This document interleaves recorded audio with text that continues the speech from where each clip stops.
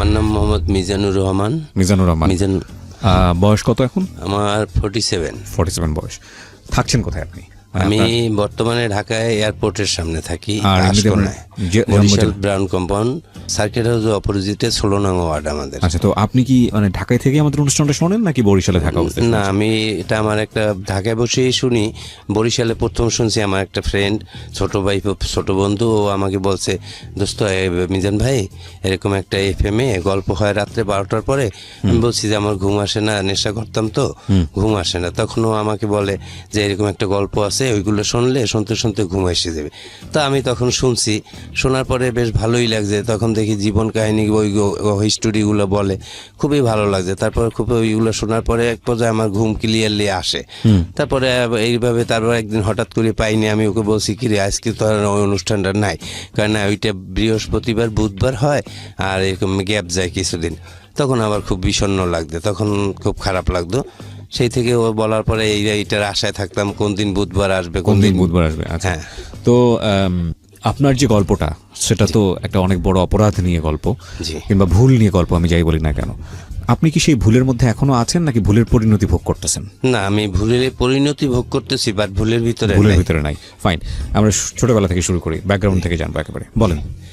আমি যখন ক্লাস 7-এ পড়ি, ঝালকাঠি সরকারি উচ্চ বালক বিদ্যালয়ে, তখন আমি ফার্স্ট বয় ছিলাম। তখন আমার একটা ফ্রেন্ড ছিল ওখানে, ওর নাম তাহেরউদ্দিন। ও আমার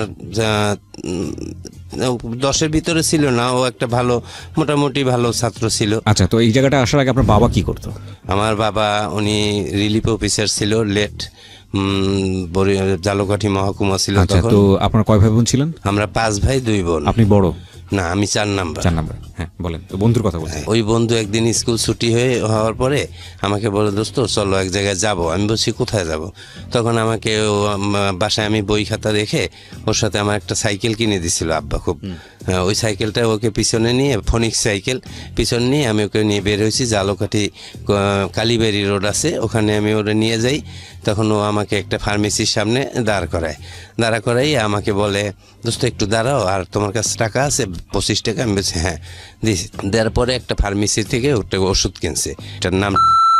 তো আমি ওইটা ও কেনার পরে আমাকে নিয়ে গভর্নমেন্ট স্কুল, মানে গভর্নমেন্ট স্কুল নামে পরিচিত, ওই সরকারি স্কুল বলতো না, বলতো গভর্নমেন্ট স্কুল।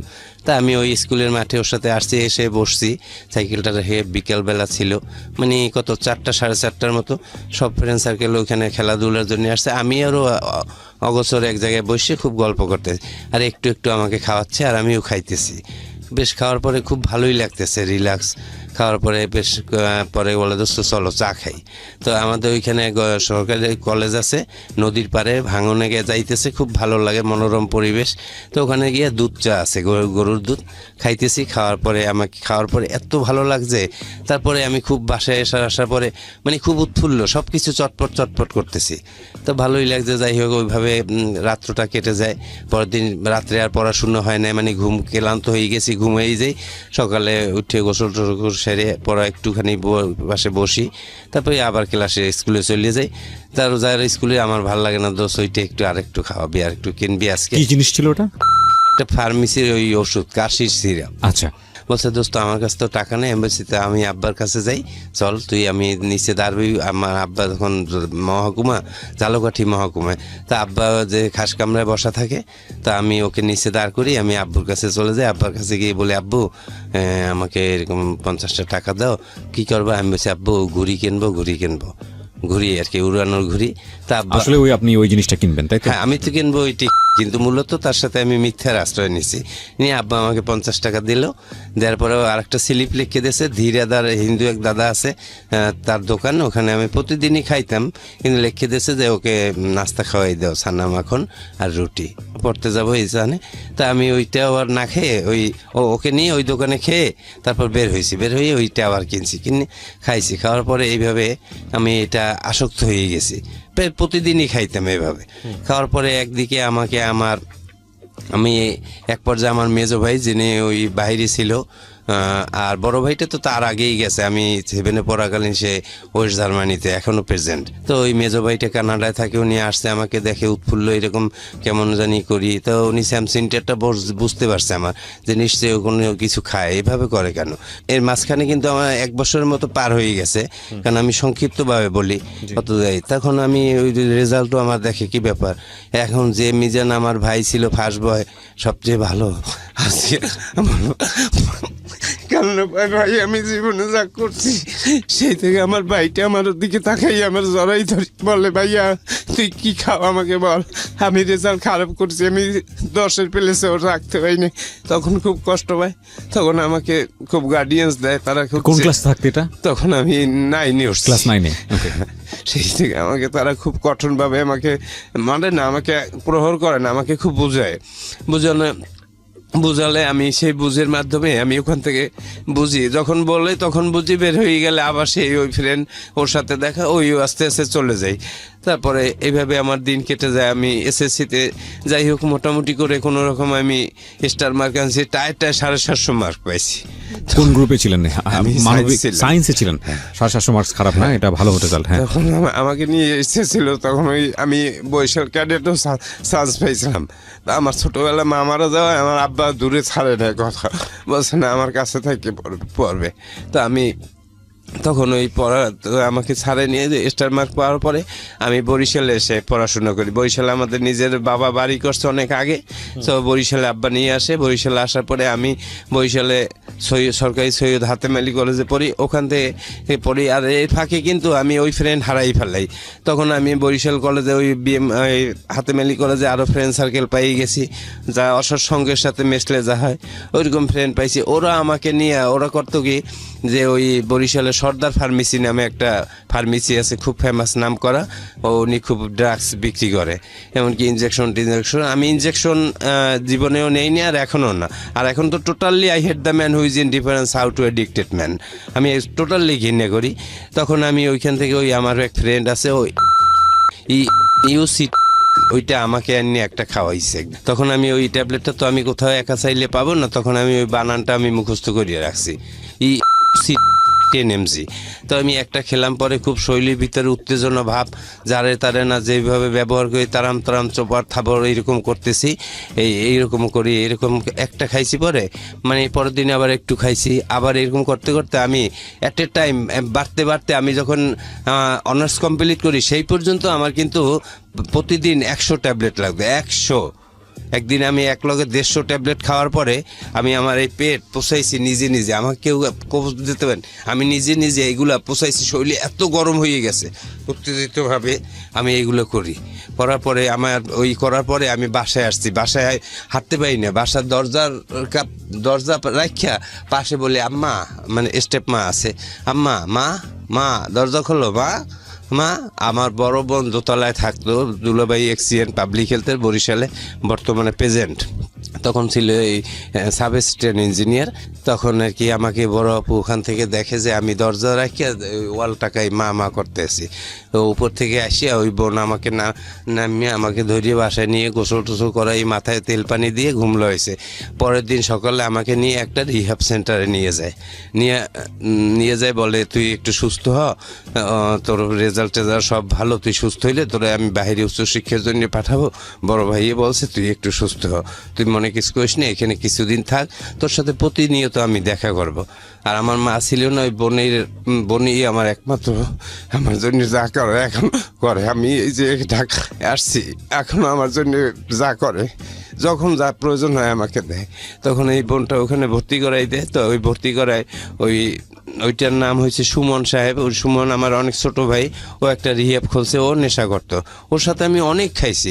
কিন্তু ও যখন আমাকে ওইখানে ঢুকেই দিয়ে আসছে আপায়, দেওয়ার পরে আপুকে বাইরে দাঁড়া করে রেখে বলছে আপা ওর জীবনে আর খাবে না, ও সুস্থ হয়ে যাবে, কিন্তু ওর একটা সুপ্ত বাসনা আজকে পূরণ করতে হইবে, ওর জন্য 5,000 টাকা দিয়ে যান।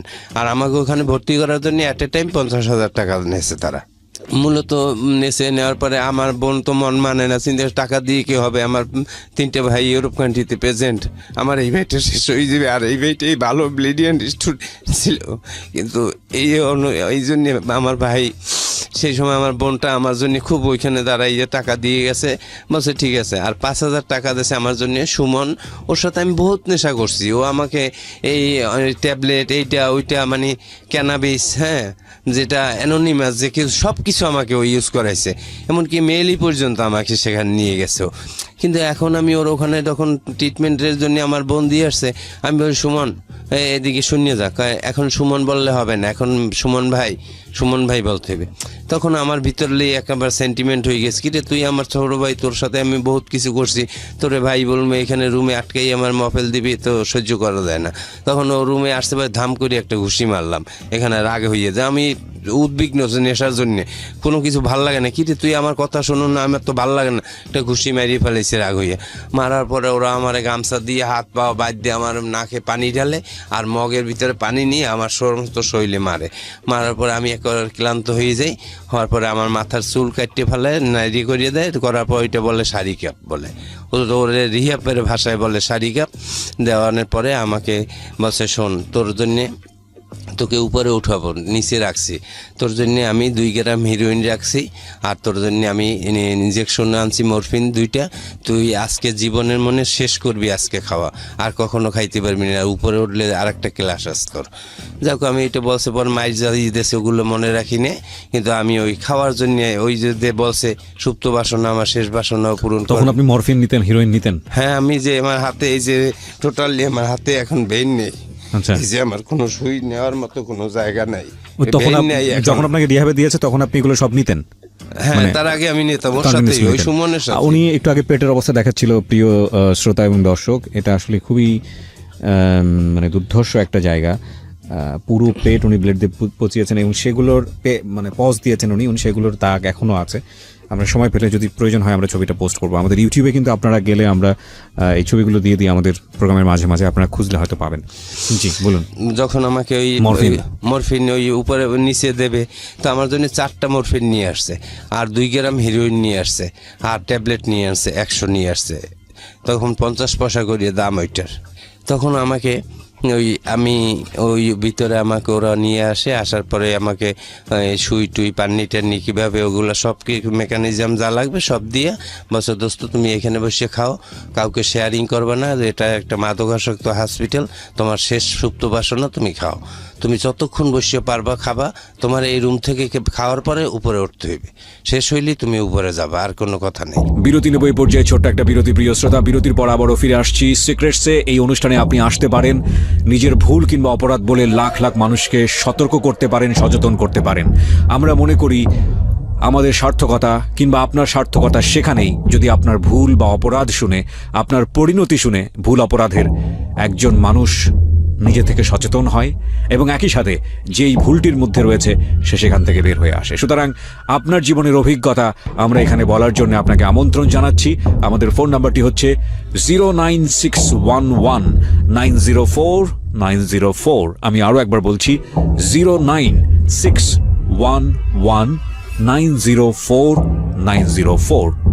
ফিরছি, নিজেকে উন্মোচিত করবেন, নিজের ভেতরের অপরাধ এবং যে বিষয়গুলো তিনি আসলে আজ পর্যন্ত কাউকে বলতে পারেননি সেগুলো নিয়ে কথা বলবেন। আমরা স্টে টিউন, আমরা স্টে করবো আমাদের স্টেশনে। আপনারা শুনছেন ঢাকা FM 90.4। আমি আবারও ফিরছি আপনার কাছে। জি মিজু, তারপর? তা আমি ওখানে বসে সে ইচ্ছা মতো আমি 2 গ্রাম হিরোইন খাইছি।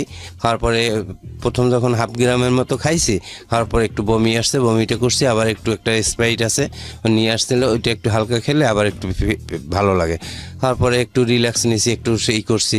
প্রায় সকালে ওখানে দিয়ে আসছে, সন্ধ্যার সময় আমার উঠেছে, অতক্ষণ আমি খাইছি এই ট্যাবলেট আর হিরোইন, এই মরফিন, এগুলো এট এ টাইম সবই। ট্যাবলেট খাইনি আগে, ট্যাবলেট রাখিয়ে দিছি যে এইটা আমার শেষ খাওয়া, উপরে যাই ঘুমাবো, আমার চিন্তা যে আমি ঘুমাবো। তো এটা খাওয়ার পরে আমি 1/2 গ্রামের মতো রয়ে গেছে, 1.5 গ্রাম আমি খাইছি, আর 1/2 গ্রাম পারিনি, আর শরীরে কুলায় না, মানে খুব হয়ে গেছি। তারপরে ওই ট্যাবলেটটা, এখন আমি ট্যাবলেট খাইতে পারতে আসি না, মানে ক্লান্ত হয়ে গেছি। যাক, আমি এখানে একটু ক্লান্ত হয়েছি, একটু ঘুমানোর মতো পড়ি, পরে আবার ওইটা খাবো। তখন ঘুমাই পড়ছি, তোরা আমার উপরে উঠে এনেছে, আর ট্যাবলেট আর খাইতে পারিনি। তো উপরে উঠছি, পরে ঘুম দিয়ে 3 দিন পরে উঠছি, আর আমাকে ওরা ঘুমের মধ্যে টুকরো টুকরো করে একটু খাওয়াইয়ে দিয়ে পরে আমি সুস্থ হয়েছি। পরে আমি 3 দিন পরে ঘুম ভাঙছে? হ্যাঁ 3 দিন, আমি 3 দিনে ওই লাইটের মানে 3 দিন পরে ঘুম ভাঙছে, তারপরে আমি 17 দিন এইরকম লাইটের দিক তাকাই রয়েছি। আমার খাবার নাই, রুচি নেই, শুধু নেশা চাই, কিন্তু আমার ঘুম নাই, খাবার নাই, কিছু না, লাইটের দিক তাকাই রয়েছি। 17 দিন? 17 দিন। ওই সময় কি আপনার মনে আছে কি হতো মাথার মধ্যে? কি আমার মনে করে যে জানলা জুলনা ভাঙ্গি চুরিয়ে ফেলাই, ইয়ারে মারি, ওরে ধরি, আমার একটা রুমের ভিতরে আলাদাভাবে তালা মারিয়ে রেখে দেয়। ভাঙারও কোনো পথ নেই ওই জায়গাটা। ওই মাদকাসক্ত হসপিটালটা এমন ভাঙিয়ে যায়, আমি বাইরে মনে হচ্ছে যে এইগুলো সব ভাঙি, মাথা মতো ফাটাই ফেলাই। এই যে মাথার উপরে একটা ওইখানে একটা অ্যাঙ্গেলের মতো আছে, আমি একটা বাড়ি মেরে এখানে মাথাটা ফাটাই ফেলাইছি। আচ্ছা। মানে নেশার কষ্টে যে আমার ভালো লাগতেছে না, কি রে আমার কি অবদ্ধ ঘরের ভিতরে রাখছে, এগুলো কি তোরা এগুলো কেন? আপনি কি ব্যাখ্যা করতে পারবেন যে ওই সময় ফিলিংসটা কি হয়, জিনিসটা নেয়ার পরে ফিলিংসটা কি হয় আর না নিলে কি হয়? হ্যাঁ, নেওয়ার পরে পৃথিবীর সব শত্রুরে মনে হয় যে সে আমার ভাই, বন্ধু, ও আমার সবচেয়ে প্রিয় বন্ধু, ও আমার ভাই, ও আমার সব কিছু। কোনো শত্রুরে শত্রু মনে হয় না। আর না নিতে পারলে মনে হয় কি যে আপন ভাইরেও মনে হয় যে ও আমার কাছে শত্রু, ওরা আমি গুল্লি দিয়ে মারিয়ে ফেললাই। এখন এইভাবে আমার একজন এক একভাবে ডেসক্রাইব করে প্রিয় শ্রোতা, উনি ওনার মতো করে ডেসক্রাইব করেছেন। হ্যাঁ, বলেন, তারপর আমি সেই 17 দিন তাকিয়ে আছেন। হ্যাঁ, আমি তো 17 দিন এরকম আমার ফুললি আমার স্মরণ আছে। মানে স্মরণ কি, পরেও আমার ফ্রেন্ড সার্কেল যারা রিহাবের ছিল ওরা বলছে দোস্ত তুই 17টা দিন এরকম লাইটের দিক তাকাই রয়েছ। আমি উইড্রল অবস্থায় ছিলাম, ওইখানের ভাষায় বলে উইড্রল। তা আমি এরকম অসুস্থ, যাই হোক একটু একটু পরে সুস্থ, 17 দিন পরে সুস্থ হয়েছি। আমার বোনে তো রেগুলার দেখতে আসে, তারা ওখান থেকে নাকি তারে বলে যে আপনার ভাই তো আরও অসুস্থ হয়ে গেছে, মানুষকে কামড়ায়। মানে আমার বোনের কাছে দিয়ে আরও টাকা নেওয়ার জন্য তারা এটি একটা পজিশন খাটাই নিয়েছে, বুদ্ধি খাটাইছে। আমার বোন আমার জন্য যা খুশি সেই রকম করে, কয় আপনার ভাইকে রাত্রে ভালো ভালো একটু খাওয়াইতে হয়, টাকা টোকা দিয়ে যান, আর ওকে এখন দেখতে আসলে ও আরও হয়ে যাবে। তার চেয়ে ওইভাবে রাখছি, ইনজেকশন দিয়ে আমরা সবাই রাখি, সুস্থ হয়ে যাইবেন, নিশ্চিন্তে থাকেন। তো তখন আপার কাছে দিয়ে আবার 25,000 টাকা নেছে। আর আমার আপু আমার জন্য ভালো ভালো খাবার নিয়ে আসতো, আমাকে দিত না। ভালো খাবার দিলে আমার ভিতরে নেশা, খাবার, ওইখান থেকে আমি শিক্ষা পাইছি যে first dose does the damage. নেশার প্রথম টান দম্বা চুম্বক সর্বনাশের পথ তৈরি করে। আমি যখন একটু একটু সুস্থ হয়েছি না, তখন আবার ভিতরে কাজ করছে যে আমি কি ছিলাম। আমি একটা ভালো ছাত্র ছিলাম, বাসায় আলালে দুলাল ভাই বোনের কাছে মা ছিল না, বাবা মারা যায় এসএসসি পরীক্ষার আগে ফর্ম ফিল আপ করার পরে। আমার বোনটা আমার জন্য এত কিছু করে, আর আমি নেশার জন্য আজকে এই বদ্ধ ঘরের ভিতরে আমি। আর আমার বোন প্রতিদিন আসে, আমি দেখতে পারি না, বলে লোকজনে আমাকে, অথচ না এগুলো তো আর খাবো না কখন। এই ভিতরে একটা ফিলিংস আসে, তখন আর এগুলো খাই না। কি হয় তখন এই ওখান থেকে আস্তে আস্তে রিলিজ হয়ে 67 দিনের দিন ওখানে একটা সেই আছে প্রার্থনা আছে, ওই প্রার্থনাটা মুখস্থ না করা পর্যন্ত তারে রিলিজ দেন। ওইটা মুখস্থ করতে পারলি সে বোঝে যে অলরেডি সুস্থ। আচ্ছা, মুখস্থ করতে পেরেছিলেন? হ্যাঁ, আমি পারছি। এখন মনে আছে? হ্যাঁ, ওই তো প্রথমেই স্মরণ করি আমার মহান রাব্বুল আলামিনের নাম, পরে স্মরণ করি আমার জন্মদাতা পিতামাতা, তারপরে স্মরণ করি আমার ফ্যামিলি যারা আমার সুস্থতার জন্য অধীর আগ্রহে তাকিয়ে আছে। এরকম আরও ওগুলো আমার আর বেশিটা একটাই নাই, কারণ এই তখন আমি এইটা বলা প্রায় প্রশান্তির প্রার্থনা বলে ওটাকে। তখন আমি ওখান থেকে 67 দিনের দিন যখন বাইন্ডিংস ফ্রি হওয়ার পরে আমি খুব সুন্দরভাবে আমার স্বাস্থ্য চেহারা অন্যরকম হয়ে গেছে।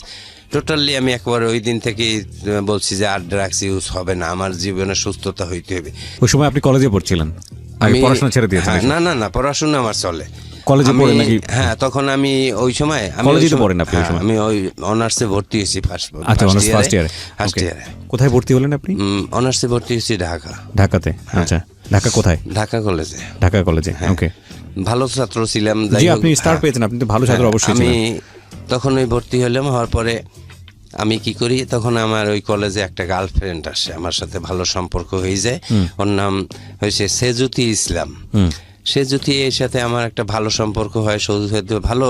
ওদের বাসায় আমি যাই, ওদের বাসা গুলশানে 2 নম্বরে। তো ওদের বাসায় আমি যাওয়া আসা করি, ও আমাকে নিয়ে যায়। ও এক মায়ের এক বাবার এক মেয়ে, ওরা আর একটা ভাই আছে, সেও জার্মানিতে থাকে। আমার ভাই যেখানে থাকে রুডানার স্টুটগার্ট জার্মানিতে, ওর ভাই ওইখানে থাকে। তো ওই সুবাদে একটা ভালো সম্পর্ক হয়ে যায়। এক পর্যায়ে ও আমাকে খুব ভালো একটা প্রপোজ করে। তো ওর সাথে আমার ফিজিক্যাল রিলেশন হয়ে গেছে অনেক।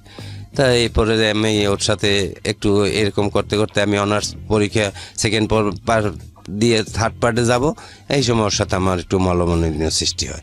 কিন্তু মলমনিন্য হইলেও আমি কিন্তু ড্রাগসের প্রতি আর যাইনি তখন, যে না ড্রাগসে নাই বলতে হইবে, কারণ ওখানে শিক্ষা আসছি যে না এটা আর খাওয়া যাবে না, যেহেতু আমার বাবা হাজি ছিল, আমার বা নাই, আমার ভাই বোনের ইজ্জত আছে, সেদিকে তাকাই আমি আর এগুলো খাবো না, তবে আমাকে ভালো হইতে হবে।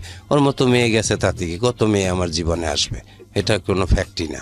তা আমি আপু আমার বন্ধুর মতো, আপুকে আমি সব বলছি, আপু এই ঘটনা, এখন আরও আমার সাথে কথা বলে না, আমাকে অন্যরকমই করে। তাতে কি হয়েছে, ওর মতো মেয়ে তোর জীবনে তুই ভালো হইলে তোর মতো মিজানের কাছে বহুত মেয়ে আসবে।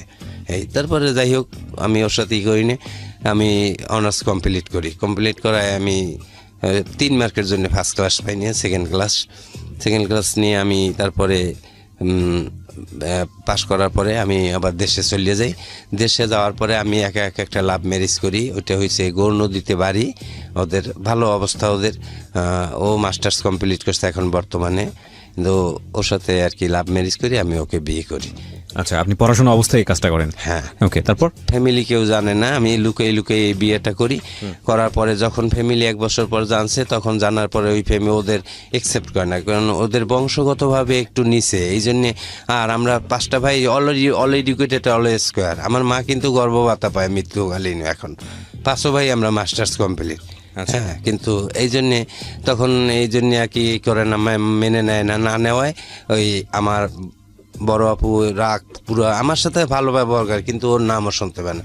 তখন ওর ফ্যামিলি যখন জানছে যে আমার ফ্যামিলি অ্যাকসেপ্ট করবে না, তখন হুট করে ও আমাকে 2 বছর, মানে 1 বছর 9 মাস 13 দিনের মাথায় আমাকে ডিভোর্স লেটারটা পাঠিয়ে দেয়। তা বাসায় যখন পাঠায়, আমি ছিলাম না, তো আমার বাসা থেকে ওইটা অ্যাকসেপ্ট করছে, কিন্তু আমি করিনি। পরে আমি একদিন ওই জানি না যে আমাকে ডিভোর্স দিয়েছে। আমি ঢাকা থেকে রামারপুল নামে, মাদারীপুর তো ওদের বাড়ি, কয়ারিয়া নামক জায়গা, কিন্তু রামারপুলে লঞ্চ ঘাটতে আমি রাতে ওই লঞ্চের নাম হয়েছে মহানগরী নিউসান, ওই লঞ্চে আমি ওই রামারপুল নামছি, আমি আমার শ্বশুরবাড়ি গেছি পরে আমাকে ওই জায়গার লোকজন, ওখানে তো সর্বহারা নাম করা সেই সময়, আমি তো ওই লোকজনে আমাকে ধরছে, আমার মারবে ধরবে, কোপাই মারি ফেলাইবে রাত্রে, আর আমি তো হতভম্ব হয়ে গেছে। যাই হোক, ভাগ্য ভালো আমাকে ওইখানে একটা সর্বহারা ছিল, উনি নাই, ভাগ্য ভালো, উনি খুবই ভালো লোক। সর্বহারা বললে ভুল হবে, উনি খুব ভালোই, ওনার ভিতরে নাই বললে না।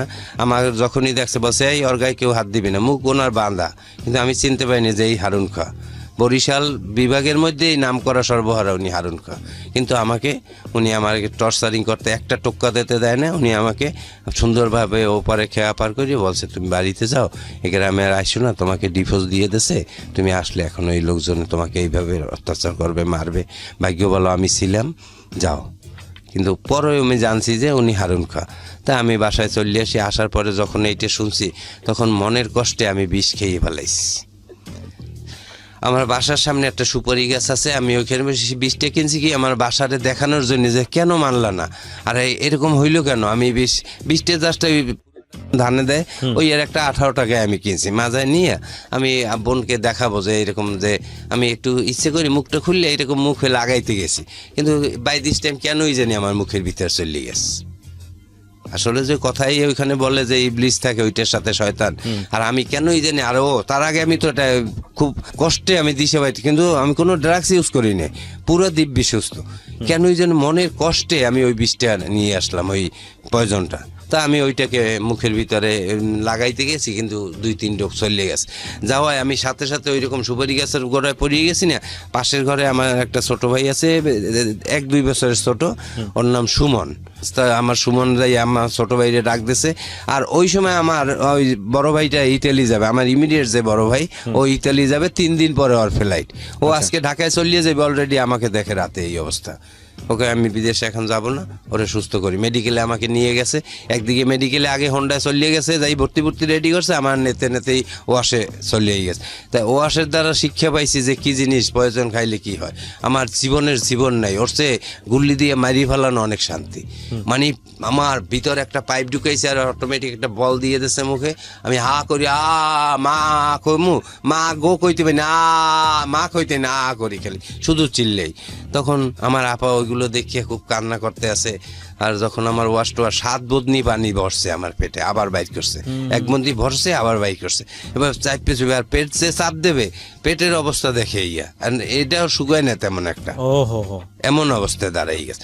তখন আমার এই পারতে আছে না। যাই হোক, আল্লাহ তাআলা আমার বাঁচাই রাখছে, আল্লাহর কাছে আমি অশেষ রহমতের শুকরিয়া আদায় করি যে এই তখন আমার বোনটা আমাকে সুস্থ করছে। বল ডাক্তার সাহেব লেখছে নাথিং বাই মাউথ।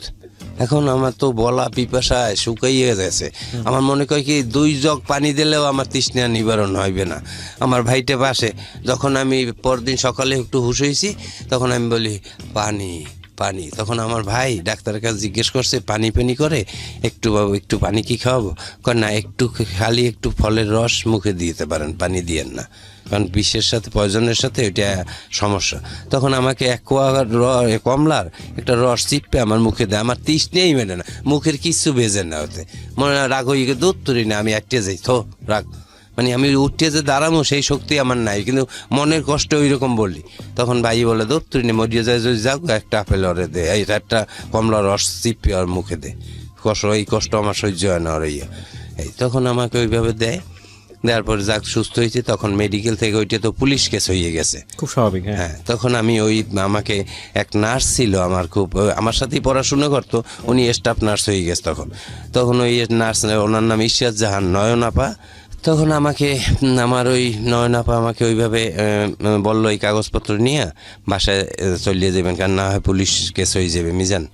তখন আমি ওইটা নিয়ে বাসায় চলে আসি। আসার পরে আমার বোন আমাকে নিয়ে সুস্থ করার পরে আমাকে ঢাকায় রাখে।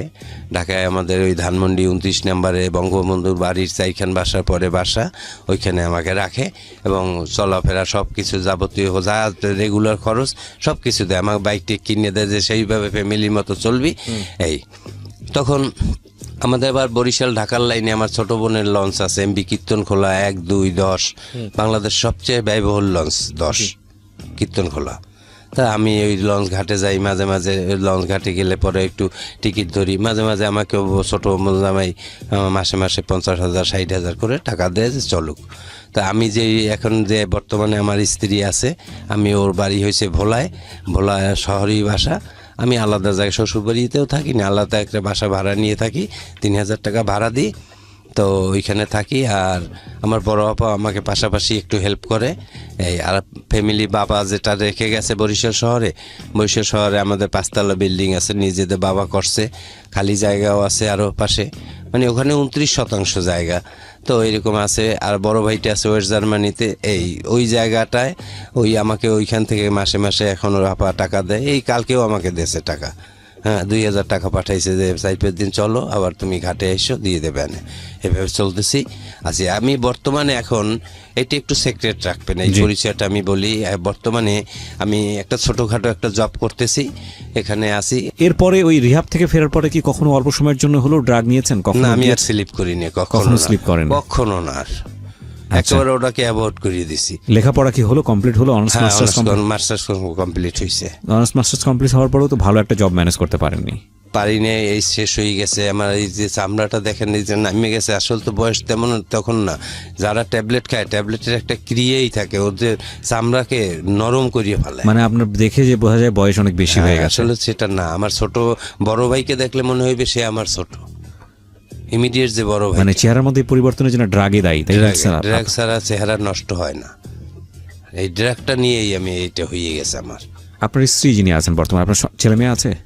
হ্যাঁ, আমার একটা ছেলে আছে। সে কি জানতো আপনার জীবনের এই গল্পটা? বা হ্যাঁ, সে জানতো যে আমার বাবা প্রচুর ড্রাগস করছে। হ্যাঁ, আপনার ওয়াইফ কি জানতো বিষয়টা যে আপনি ড্রাগ নিয়েছেন? যিনি বর্তমানে তখন জানতো না, পরে বিয়ের পরে আমি বলছি এরকম।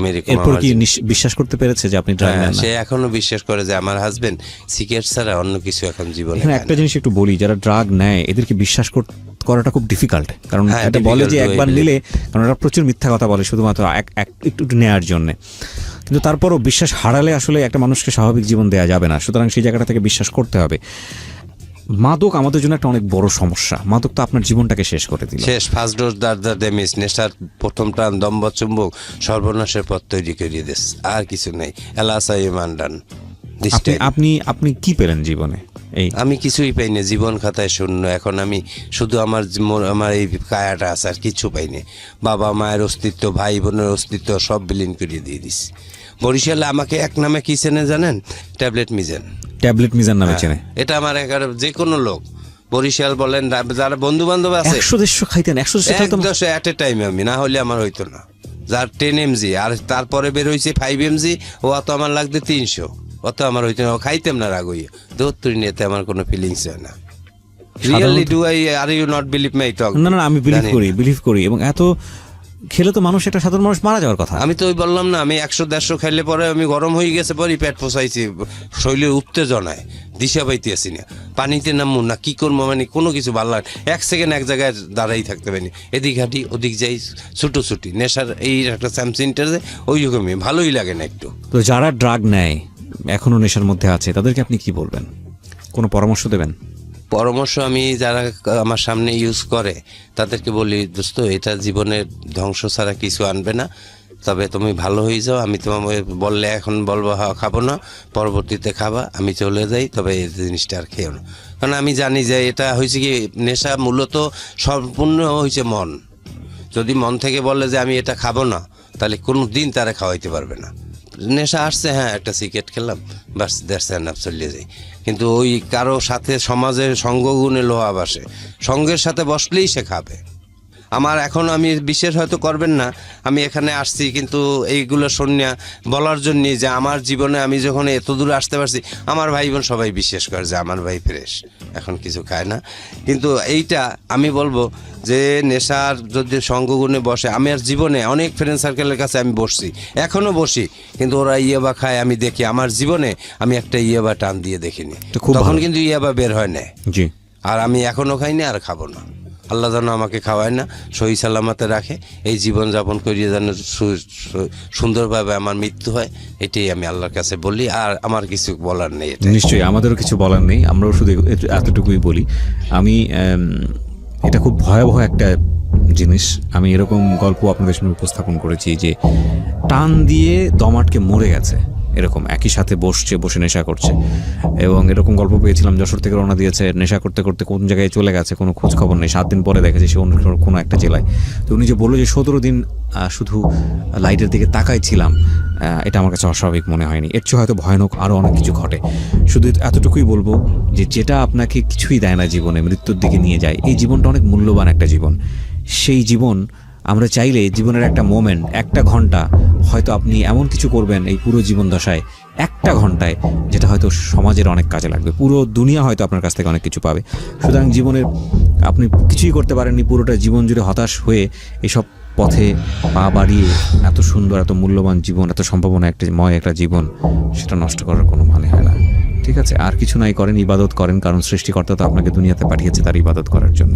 ভালো থাকুন, আমরা এখানেই শেষ করছি। পরিশেষে একটু কথা বললি দে, আমার যে পূর্ণতা, আমার যে বোনটা, আমার মায়ের স্নেহ আমাকে এখনো দেয়, ওই বোনটার মুখে যখন আমি হাসি দিয়েই যাইতে পারি। আমার বোনটা আমার জন্য অনেক কিছু করে, এখনো করে। আমার ওই বোনটা, আমার 2টা বোন আমার জন্য খুব কাঁদে, এখনো কাঁদে, যে আমি একটু কষ্ট পাইলেই তারা কষ্টের সাথে সাথে আমার ভালোটা করার চেষ্টা করে। আমি তাদের কাছে আমার চিরকৃতজ্ঞ। আমার মায়ের স্নেহ, পিতৃ স্নেহ সব আমার ওই 2টা বোন আমাকে দিতেছে এখনো। জি, অনেক ধন্যবাদ, অনেক ধন্যবাদ। প্রিয় শ্রোতা, আরেকজন গেস্টকে নিয়ে আমি একটু পরে ফিরে আসছি। শুরুতেই বলছিলাম একজন ফিমেল গেস্ট থাকবে আজকের সিক্রেটসের 2nd পর্বে, মানে দ্বিতীয় অংশে। আশা করছি আমাদের সাথেই থাকবেন। শুনছেন ঢাকা FM 90.4 এবং ফোন করতে ভুল করবেন না। ফোন নাম্বারটি হচ্ছে 09611904904। আরও একবার বলছি, 09611904904। বাই দ্য ওয়ে, আপনারা পুরো এপিসোডটি ডাউনলোড করতে কিংবা আপনার কালেকশনে রাখতে, যদি কোনো পর্ব মিস করে থাকেন সিক্রেটসের কিংবা জীবন গল্পের, এখনই চলে যান আমাদের ইউটিউব চ্যানেলে www.youtube.com/DFM904। সাবস্ক্রাইব করতে ভুলবেন না, পাশাপাশি বেল বাটনটি অন করে দেবেন। তাহলে আপনি যদি রাত 11টার সময় শুনতে মিসও করেন, আপনি আপনার সেলফোন থেকে যে কোনো সময় শুনে নিতে পারবেন কি ঘটেছিল। আমরা আপনাদের পরিচয় করিয়ে দিচ্ছি। ওকে, আপনার নামটা একটু বলেন। আনিলা। আনিলা, পুরো নাম হচ্ছে? ফুল নেমটা বলতে চাচ্ছেন না? আচ্ছা, মাথা নাড়ালে হবে না, কারণ এখানে যেহেতু রেডিও, মুখে বলতে হবে। আনিলা, বয়স কত আপনার? আমার 25 বছর। আনিলা জন্ম জেলা কোথায় আপনার? আমার নানি বাড়িতে পিরোজপুর ডিস্ট্রিক্ট। পিরোজপুর ডিস্ট্রিক্টে। আপনি কিছুটা নার্ভাস? এখানে মানুষ মন খুলে মনের গল্পটা বলতে আসে, আর আমরা রেডিওতে এটা প্রচার করছি। আমাদের অনুষ্ঠানের থিম হচ্ছে যে যদি কেউ না শোনে তো আমি শুনবো, এবং আপনি কোনো কিছুর জন্য না, শুধু মন খুলে কথাগুলো বলার জন্য আসুন, আর মেসেজ অটোমেটিক্যালি বের হয়ে আসে, কজ আমাদের এখানে মেসেজ ছাড়া আমরা কোনো স্টোরি প্রচার করি না। তো সেই জায়গাটা থেকে আপনার গল্প আপনি ভালো জানেন, আর সৃষ্টিকর্তা ভালো জানে, তার বাইরে কেউ জানে না। সুতরাং আপনার গল্পে আপনিই মাস্টার, এখানে নার্ভাস হওয়ার কিছু নাই। আপনি মন খুলে আপনার কথাগুলো বলুন, এবং আমার মনে হয় আপনার যেখান থেকে শুরু করতে ইচ্ছে করে আপনি সেখান থেকে শুরু করুন। জি। এটা আমার মার বিয়ে থেকে বলতে চাচ্ছি যে জি। আমার আম্মু তখন 14 বছর বয়স, তার মামা হচ্ছে ঢাকা আলিয়ার স্টুডেন্ট ছিল, ঢাকাতে একটা ডায়াবেটিক্স হাসপাতালে চাকরি করতো। তো আমার আব্বু আলিয়ার স্টুডেন্ট ছিল, আব্বু ওখানে চাকরি করতো, ওখানেই তাদের বন্ধুত্ব। এরপরে বন্ধুর বাড়িতে বেড়াতে যায় আমার আম্মুর মামা বাড়িতে। তো যাওয়ার পরে ওখান থেকে নাকি আমার আম্মুর কোরআন তেলাওয়াত শুনতে পায় আমার আব্বু ফার্স্ট টাইম। তো সেখান থেকে তার ভালো লাগা।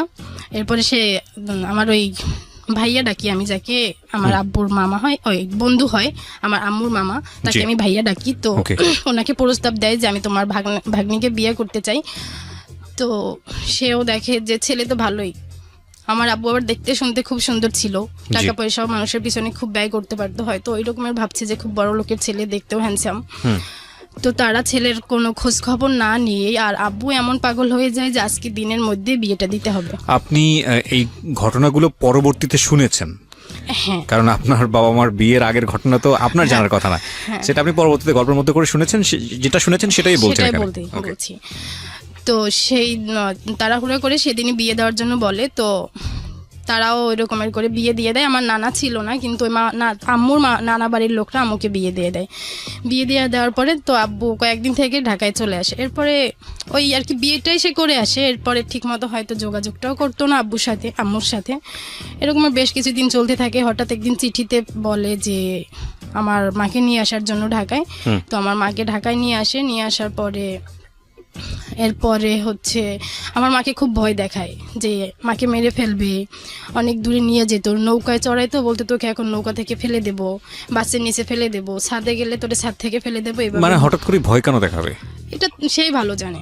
আপনি যা শুনেছেন সেটাই বলছেন? হ্যাঁ সেটাই Okay. বলছি।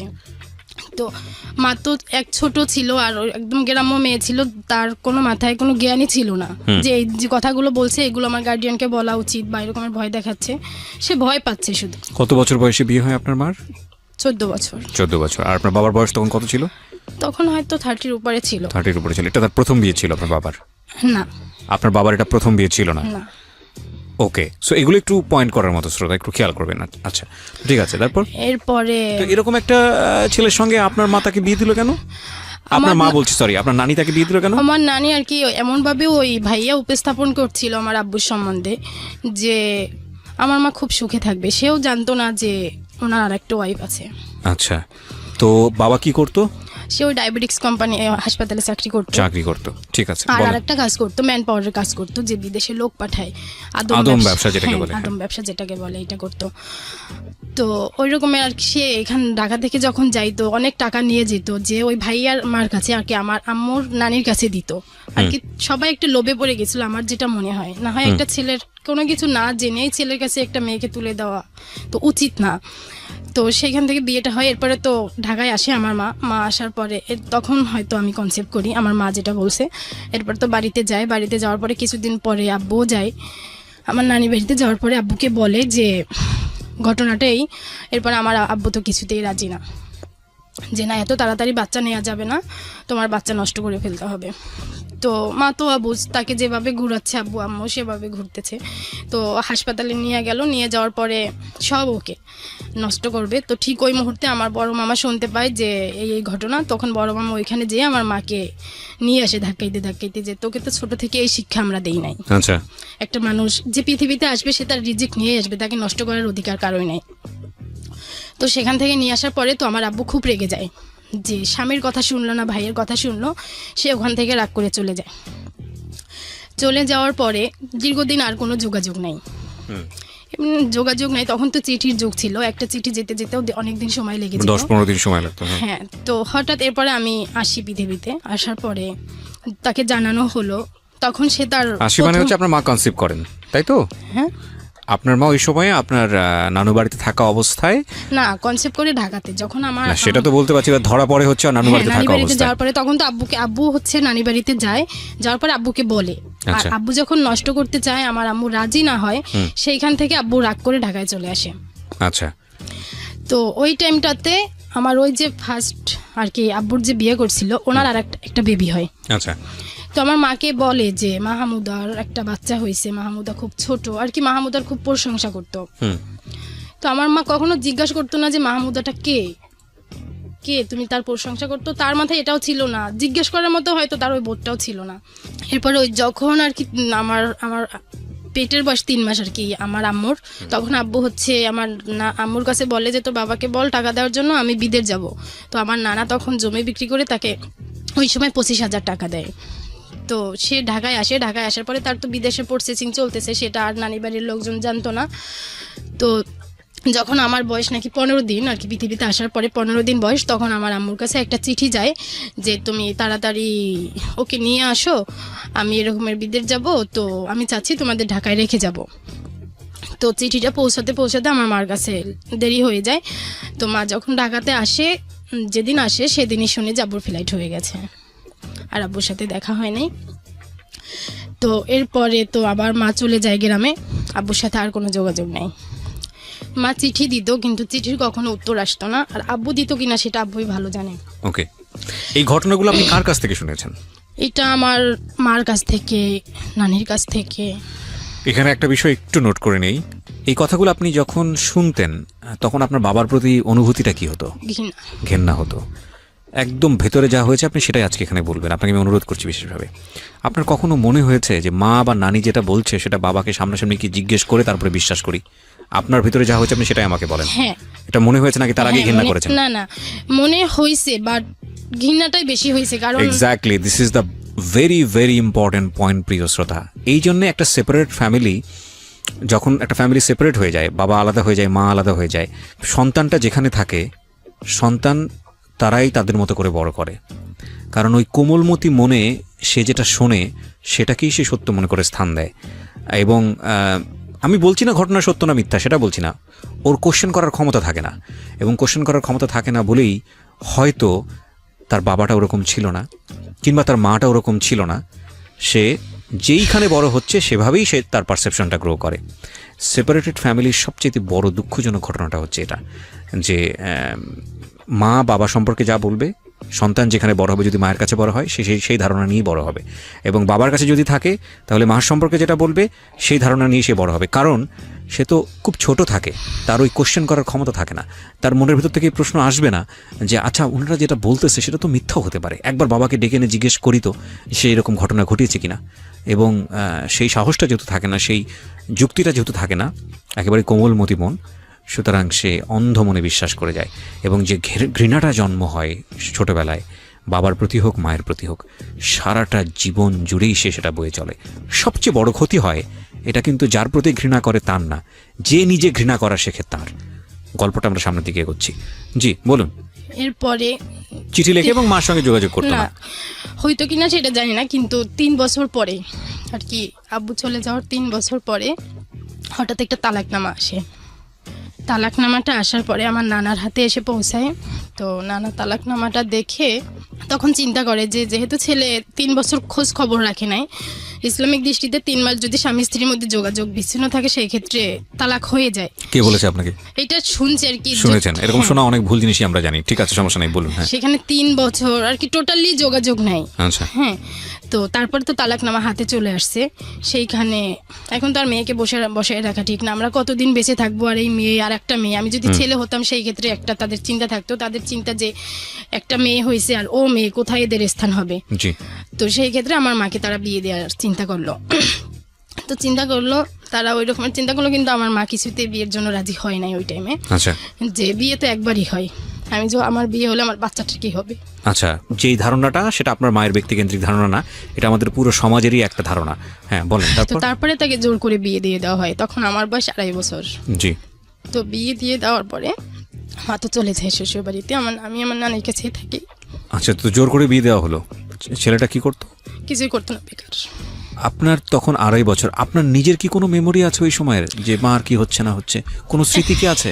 না, আমার কিছুই মনে নাই, জাস্ট আমার মা বলতো, আমি আর কি আমার মাকে বলি, তোমরা সবাই তোমাদের সুখের জন্য তোমরা পথ খুঁজে নিয়েছো, কিন্তু আমার কি অবস্থা হবে আর কি, এখন কথাগুলো বলি। ওই 2.5 বছরের কোনো মেমোরি নাই আপনার? আচ্ছা, তো আপনার মা চলে গেল, তারপর? এরপর মা বলে যে আমি কোনো কিছুতে বিয়ে করতে চাই নাই, সবাই আর কি সমাজটাকে বিয়ে দিছে। সমাজ তাকে জোর করে বিয়ে দিয়েছে? হ্যাঁ, সমাজটাকে বিয়ে দিছে, আর যে ছেলের সাথে বিয়ে হয়েছে সেও বেকার। আচ্ছা। তো মা বলে যে মাঝে মধ্যে আমাকে নিত ওই বাড়িতে, কিন্তু তাদের তো ওই যে ছেলের সাথে বিয়ে হয়েছে উনি আবার অবিবাহিত ছিল। শ্বশুরবাড়ির লোকজন এক বিবাহিত মেয়েকে বিয়ে করছে, তার জন্য এক চাপ, এরপরে আবার বাচ্চা তাদের সাথে থাকবে, সেটা তো আর এক চাপ, যেখানে নানি নানার কাছেই থাকতে হয়েছে। মাঝে মধ্যে হয়তো বেড়াতে গেছি এরকমের, কিন্তু নানি নানির কাছেই ছিলাম। এরপরে কিছুদিন আর কি আমার মার হয়তো বিয়ের 1-1.5 বছর পরে আমার আব্বু আসে। আমার আব্বু আসে ডাইরেক্ট আমার নানি বাড়িতে যায়। আব্বু বলতে? আমার আব্বু, জন্মদাতা পিতা। আমার জন্মদাতা। আমি ওনাকে আর কি আমার মার যার সাথে বিয়ে হয়েছে ওনাকে আমি আব্বু ডাকি না, উনি আমাকে আব্বু ডাকতে বলছে, বাট আমি ভাবছি যে আমার আব্বু তো একজনই। আচ্ছা। আব্বু তো 2 জনকে ডাকা যায় না। আচ্ছা। সেই ক্ষেত্রে আমি ওনাকে মামা ডাকি। মামা ডাকতেন। তো আপনার আসল বাবা যিনি, উনি আসলেন 1.5 বছর পরে? উনি আসলো, আসার আর কি এই আমার কি মার প্রথম আপনি বাবাকে দেখলেন নাকি এর আগেও দেখেছেন? না, ওই টাইমটাই প্রথম দেখেছি, কিন্তু আমার ওই টাইমের কথা মনে নাই। মনে নাই? আচ্ছা। তো আসার পরে আমার নানা আর কি আমার এক মামা নিয়ে আসছে তাকে বাড়িতে। ওই মামা আবার মাদ্রাসায় পড়াশোনা করছে, কামিল আর কি, উনি হচ্ছে ডক্টরেট করছে এই থেকে, ঢাকা ভার্সিটি থেকে। তো আমার নানার কথা যে তোমাকে ইসলামের শিক্ষায় এত বড় শিক্ষিত করলাম, যে ছেলে তালাকনামা পাঠাইছে তাকে কিভাবে তুমি বাড়িতে নিয়ে আসলে? কে নিয়ে আসছে বাড়িতে? আমার মামা। ও, মামা তাকে নিয়ে আসছে। মামার সঙ্গে আপনার বাবার সম্পর্ক কি ছিল? আর কি হয়তো কোনোভাবে মামাকে সে Convince করতে মামার পারছে। সাথে যোগাযোগ করে সে আসছে। তো এসে আমার বাবা যেটা বললো যে আমি তালাক দেই নাই। তালাক দেই নাই মানে? যে তালাকনামাটা আসছে আমার আব্বুর পক্ষ থেকে, সেটা আসলে আমার আব্বু দেয় নাই। কে দিয়েছে? এটাই প্রশ্ন আমার, আজও এই প্রশ্নটাই আমার মধ্যে। আচ্ছা, তালাক দেয়নি, তারপর? আমার নানা তাকে স্থান দেয় নাই আমাদের বাড়িতে, নানি বাড়িতে। তো আমার আব্বু মসজিদে ছিল, মসজিদে 3 দিন ছিল, যে আমি যেভাবেই হোক আমার আম্মুর কথা বলছে ওকে নিয়ে যাব। তো তালাক দেয়নি, 3 বছর খোঁজ খবর নেয়নি কেন? সে বলে আমি খোঁজ খবর করেছি, চিঠি দিয়েছি, তারপরে আর কি ওদের ভরণ পোষণ দিয়েছি, কিন্তু আমার নানি বাড়িতে সেটা পৌঁছায়নি। কি হাস্যকর কথাবার্তা! 3 বছর ধরে আপনার মাও নিশ্চয়ই যোগাযোগ করেনি? করছে?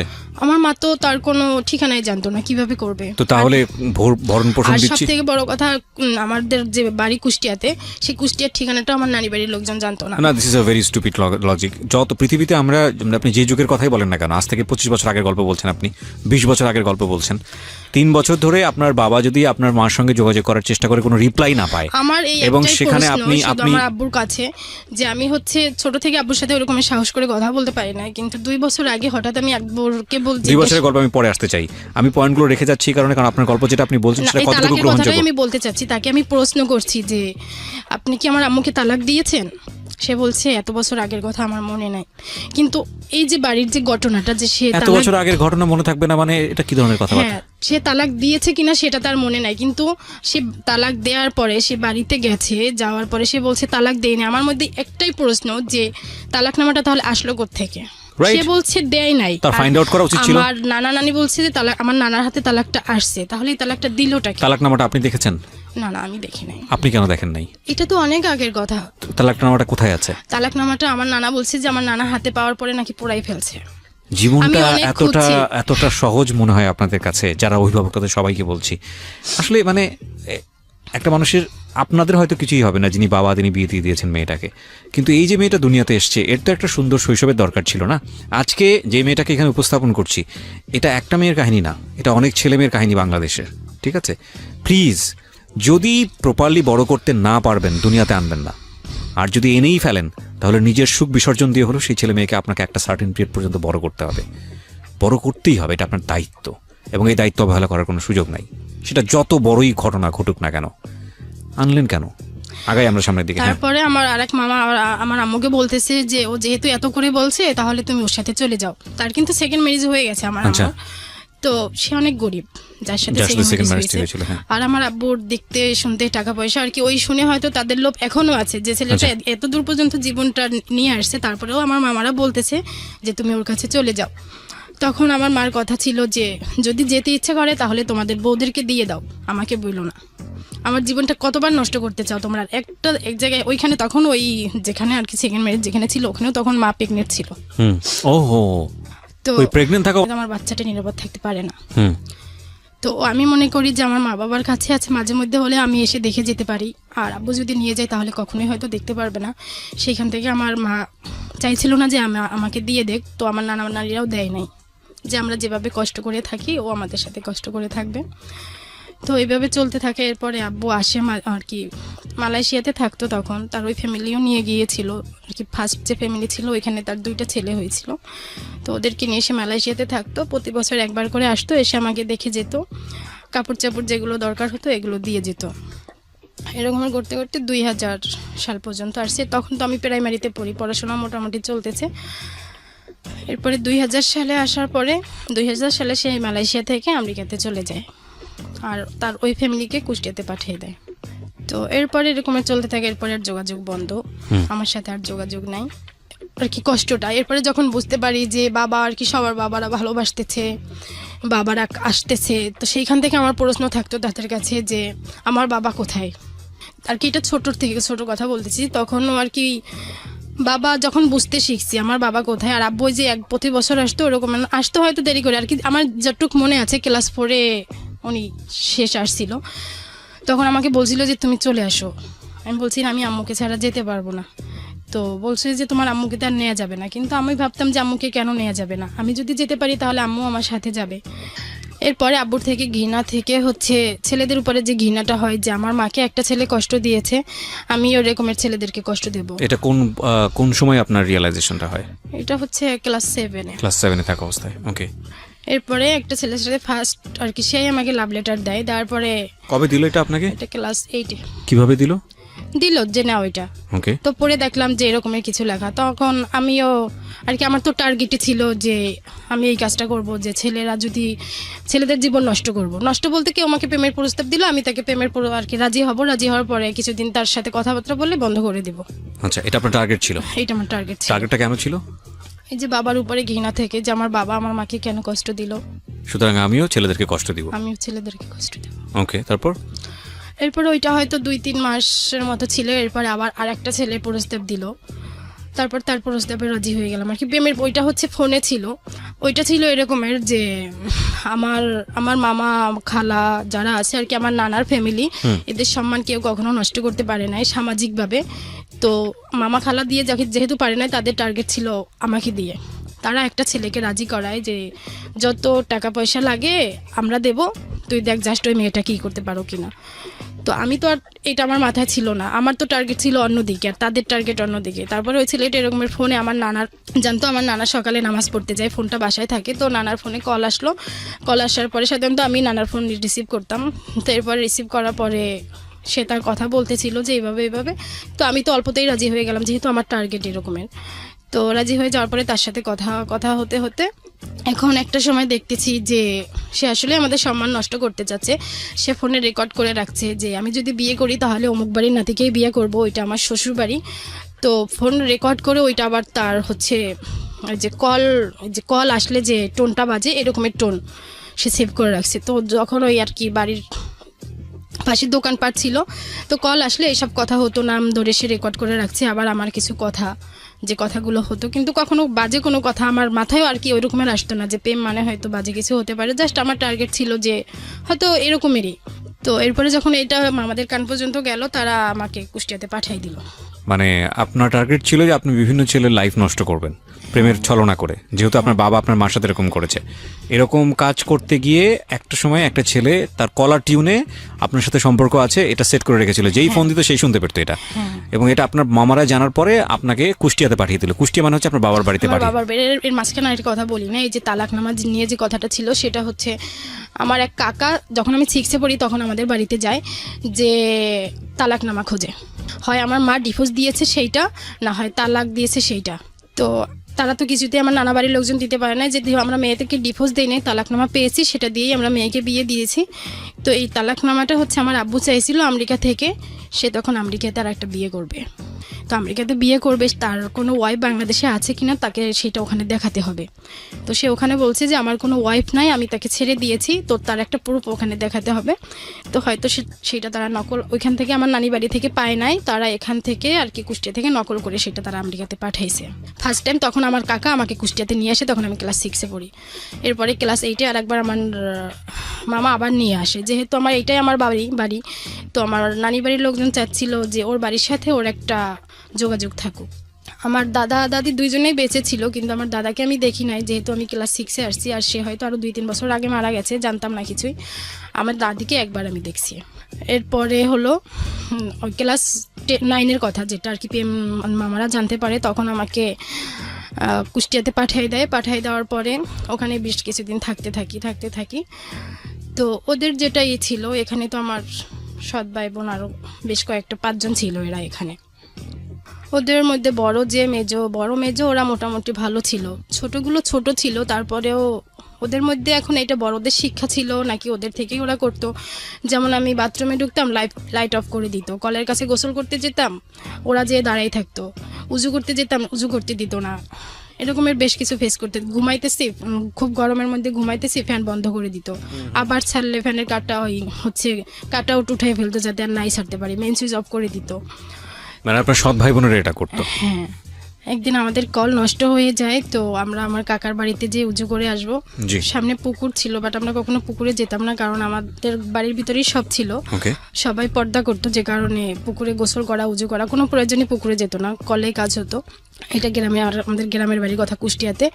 তো মাগরিবের সময় এরকম উজু করতে যাব, তো আমি উজু করার জন্য বের হয়েছি, ওরা নামাজ পড়ে না, তারপরেও যে কলের কাছে দাঁড়াই আছে, তো কোনো মতেই সে আমাকে উজু করতে দিবে না। যখন প্রায় নামাজের টাইম শেষের দিকে, তখন উজু করে আসলাম, তো আমি উজু করতেছি, সেই মুহূর্তে ওরা বাড়ির ভিতরে দৌড় দিয়ে চলে আসলো, এসে গেট বন্ধ করে দিল, যেটা আর কি বাড়ির ঢোকার গেট বন্ধ করে দিল। তো আমি এখন তো আর বাড়ির ভিতর ঢুকতে পারছি না, তো ওই পুকুরের ঘাটলার উপরে বসেছিলাম। আমার বিশাল বড় পুকুর করছে, আবার গাডলাও অনেক বড় করছে, তো সব আর কি ওই এলাকার যত লোক আছে সব ওই পুকুরেই এসে গোসল করে, একদম সকাল থেকে শুরু করে রাত 10টা পর্যন্ত কন্টিনিউ ওখানে লোক থাকেই। তো ওই টাইমটা ওই পুকুর পরে বসাটা ওরকম আমি নিরাপদ মনে করি নাই, তারপরেও এছাড়া বসার জায়গা নেই যে গেট খুললে যেতে আমাকে দেখতে পারে। তো এখানে বসে আছি, হঠাৎ কাকি আমাকে এসে জিজ্ঞাসা করতেছে যে তুমি এখানে বসে আছো কেন। সাধারণত আমি কখনোই গেটের বাইরে বের হতাম না, যত টাইম ওই বাড়িতে ছিলাম। তো বলতেছে তুমি এখানে বসে আছো কেন, তখন আমি বলতেছি যে ও দরজাটা ওই গেট বন্ধ করে দিয়েছে, আমার বোনের কথা বললাম। তারপরে ওই কাকি দরজা নক করতেছে, নক করার পরে এরপরে আম্মু বের হয়ে আসলো, এসে বলতেছে যে ও এরকমের কাজ কেন করলো। পরে বলে এরকমের মেয়েদের যদি একটু আর কি জিদ না থাকে তাহলে তারা বড় হতে পারে না। এটা তার অভিমত ছিল যে তাহলে আমার মতো নির্যাতিত হবে না। আমি ঠিক বুঝতে পারিনি, মানে আর কি এটা কে বলছে কথাটা? এটা আম্মু বলেছে, আপনার সৎ মা বলছে তার মেয়েকে সাপোর্ট করে। হ্যাঁ, সে সাপোর্ট করে এটা বলেছে যে মেয়েদের একটু জিদি হওয়া উচিত, না হলে সে পরে আর কি শ্বশুর বাড়িতে যে সুখী হয় না। আর কি তার কথা যে ও যেটা করেছে সেটা ঠিক করেছে, মানে তার মেয়ে যেটা করেছে। হ্যাঁ, তার মেয়ে যেটা করেছে। এরপরে বাসায় আসলাম, আর কি এরকমের ছিল যে কারো কোনো কথা হতো না, জাস্ট আমি সবসময় একটা জিনিস চিন্তা করতাম যে নানা বাড়িতে থাকাটা তো একটা মেয়ে হোক ছেলে হোক কারোই পরিচয় না। যখন আমি নানি বাড়িতে ছিলাম, এখনও আর কি আশেপাশের লোকজন সবাই চেনে যে অমুকের নাতি, বাট আমার মধ্যে প্রশ্ন যে কেউ যদি আমাকে জিজ্ঞাসা করে তোমার বাবার নাম কি, আমি তোমার বাবার নামটাই বলি, কিন্তু ওই এলাকায় তোমার বাবা নামে কেউ নেই। এই বিষয়টা আমার মধ্যে সবসময় কাজ করতো যে আমি আমার বাবার নাম ঠিকই বলছি, কিন্তু এই এলাকাতে কেউ আমার বাবাকে চিনতে পারছে না, এটা তো আমার পরিচয় না। আমার পরিচয় হওয়া উচিত আমার বাড়িতেই, সেখানে আমি কষ্টে থাকি, বাট আমি যদি আমার বাবার নামটা বলি সবাই যাতে আমাকে চেনে যে অমুকের মেয়ে। তো ওইটা চিন্তা করেই আমি কষ্ট যতই হোক, আমার চিন্তা ছিল যতটুকু কষ্ট হোক আমি আমার পরিচয়টা নিয়ে এখানে থাকি, তারা যাই বলুক। আমি যদি চুপ থাকি, আমার নানি একটা কথা আমাকে সবসময় বলতো যে নিজে ভালো হলে জগৎ ভালো, এই কথাটা আমার মাথায় সবসময় কাজ করতো। মানে আপনি ধরে নিয়েছিলেন যত রকমের অন্যায় হোক না কেন আমি চুপ থাকবো, আমি এখানে থাকবো, চুপ থাকবো। আর ওরকম করে আব্বুর সাথে এমনি মাঝে মধ্যে কথা বলতো যে দাও ওর কাছে দাও, কেমন আছো, ভালো আছি, এরকমের। কখনো সে আমাকে জিজ্ঞাসা করতো না যে তোমার এখানে থাকতে কষ্ট হচ্ছে কিনা, কেউ তোমাকে আপনি বলেই বা কি করবেন এখানে, বলে তো কোনো সমাধান হতো না। আপনার বাবা টেনশনে থাকতো, আপনি থাকতে পারতেন না ভালো এখানে, এই কথা বলার পরে এটাই আমার মাথায় ছিল যে আজকে আমি এদের বিরুদ্ধে যতই কমপ্লেইন করি সেও এদেরকে রিয়েক্ট করবে, তখন এরা আমার উপরে ডাবল রিয়েক্ট করবে, যেটা আমার আরো বেশি কষ্ট হবে। এটা চিন্তা করে কখনোই আমি তাদের বিরুদ্ধে আপনার কাছে কমপ্লেন করি নাই। জাস্ট কেমন আছো, ভালো আছি, এই পর্যন্ত আমি এখানে যেমন করে আমি ম্যানেজ করে নিচ্ছি, যতটুকু কষ্ট হোক আমি সহ্য করছি। তো এরকম করতে করতে 5 মাস, তখন আমি ক্লাস 10-এ উঠি। তো ক্লাস 10-এর পরীক্ষা আমি দেই নাই আর কি, 10-এ ওঠার যে পরীক্ষাটা সেটাও দেই নাই, টেস্ট পরীক্ষা ছিল। তখন আমাকে স্যাররা ফোন করে, আমি নানির বাড়িতে তো পড়াশোনা করতাম, ওখান থেকে স্যাররা ফোন করে যে টেস্ট হবে, তুমি আসো। তো এরপরে মামাদেরকেও খুব করে বললো যে ওকে নিয়ে আসো। তো এইখানে যে ছিলাম, এখানে আবার একটা আমি মাদ্রাসায় পড়াশোনা করেছি, একটা মাদ্রাসায় হচ্ছে এরা ক্লাস করার জন্য যে তুমি ওখানে ক্লাস করো। তো এত দূর ছিল যে হেঁটে যেতে খুব কষ্ট হতো, অনেক দূর ছিল আর কি। আমি একদিন ক্লাস করলে পরের দিন আর কি ক্লাস থেকে ফেরার পথে আমার মনে হতো যে আগামীকালকে ক্লাসটা আমি কিভাবে করব। এত দূর ছিল, হেঁটে যাওয়া আমার পক্ষে মোটেই সম্ভব ছিল না। তারপরেও আর কি তাদের প্যারায় যে ক্লাস করতেই হবে, হয়তো আসলে এটা তাদের মধ্যে কি ছিল, একদিন আর কি আমি ক্লাসে কিছুতেই যাব না। তো আমি হচ্ছে বিভিন্ন অজুহাত দেখাচ্ছি, এই কারণ সেই কারণ দেখানোর পরে দেখতেছি 9টা-10টা বেজে গেছে। কিন্তু আমার ভাই কী করলো, সে 8টা বাজে বের হতে হয় ক্লাসের জন্য, সে সবগুলো বাসার ঘড়ির কাঁটা 8টার কাছে নিয়ে রাখলো যে দেখ 8টাই তো বাজে, তোর ক্লাসের টাইম এখনও শেষ হয় না, যেতেই হবে। কিন্তু আমি তো জানি যে ক্লাসের টাইম আমি শেষ করে ফেলছি, আমি ক্লাসে যাব না। তো এরকম করে এরপরে গেলাম, যে আমার চিন্তা ছিল যে পড়াশোনা তো করি নাই, পরীক্ষা দেবো, পরীক্ষায় হয়তো ভালো রেজাল্টও করতে পারবো না। তারপরেও নিয়ে গেল আমার মামারা, এসেই আমাকে নিয়ে গেছে। ছোট মামা ছিল যে একটু আমার উপরে কেয়ারফুল ছিল সব কিছুতে, ও মামা এসে আমাকে নিয়ে গেছে। নিয়ে যাওয়ার পরে ওখানে টেস্ট পরীক্ষা দেই। আচ্ছা, তো এখানে বেসিক্যালি ডিস্টার্বের কারণে আপনি কাজটা করেছেন? না, পড়াশোনাটা একদিকে চিন্তা করছি যে পাশ করব কি করবো না, আবার চিন্তা করছি যে পড়াশোনাটা তো কোনোভাবে ছেড়ে দেওয়া যাবে না। তো সেইখান থেকে মামাদেরকে বললাম যে এসে আমাকে নিয়ে যান, আর তারা ভাবলো যে পরীক্ষাটা দেওয়া উচিত। তো সেইখান থেকে তারা আমাকে এসে নিয়ে যায়। নিয়ে যাওয়ার পরে আমি টেস্ট পরীক্ষা দিই মোটামুটিভাবে। তো টেস্ট পরীক্ষায় হচ্ছে সবগুলো রেজাল্ট মোটামুটি আসে, ফেল করি নাই। সেখান থেকে তারা আমাকে সিলেক্ট করে যে নেওয়া যাবে। আর হয়তো টিচাররা জানতো যে ফেল করার মতো স্টুডেন্ট আমি না, কখনো আমি ফেল করি নাই। তো এরপরে হইলো পরীক্ষা হইলো কিছুদিন পরে। তো ওই যে টাইমটা ছিল আর কি, ক্লাস 10-এর যে টাইমটা ছিল, ওই টাইমটাই আমি কি করতাম, ওই যে ছেলেটা ছিল যার সাথে প্রেমের কথা বলছিলাম, ওখানে ব্রেকআপ, তার সাথে আর কখনো আমি কথা বলি নাই। এরপরে সবসময় শুধু রং নাম্বারে যে নাম্বার বানিয়ে বানিয়ে কল দিতাম, যে যার সাথে কথা বলে যে প্রেমে পড়ে যায় এরকমের। তো এরকমের হয়েছে, একটা ছেলের সাথে প্রেম হলো। তো এরপরে আশেপাশের লোকজন আর কি, যারা কিভাবে হয়তো জানি না, এরপরে আরও কয়েকটার সাথে প্রেম হয় একসাথে, হয়তো 4-5 জনের সাথে আমি কথা বলছি, তখন একসঙ্গে 4-5 জন মেইনটেইন করতেন? কথা বলতেছি এরকমের। এরপরে হচ্ছে তখন আমার পরীক্ষা, ওকে, মেট্রিক পরীক্ষা। তো আমার একটা মামা ছিল আমার বয়সেই, সে বলতেছে যে সারাদিন এত ফোনে কথা বললে তো তুমি পরীক্ষায় পাশ করতে পারবে না। কিন্তু আমার একটা চিন্তা ছিল আমি কখনো পরীক্ষায় ফেলও করব না। তো হঠাৎ এরপরে পরীক্ষা শুরু হয়, পরীক্ষাও দিতে থাকি। হঠাৎ একদিন একটা ছেলে, এর আগেও 2-3 বার ফোন দিয়েছে আর কি, এক কথায় আমার নানার ফোনটা এখন আমি কন্টিনিউ ইউজ করতেছি। সে ওই রকমের বুঝতে পারতেছে না যে আমি এভাবে এই অন্যায়গুলো করতেছি। তো একদিন হচ্ছে ওই নানার ফোনে একটা কল আসে, ওই ছেলে আমাকে দেখছে নাকি আমি জানি না, কিন্তু সে কল করে।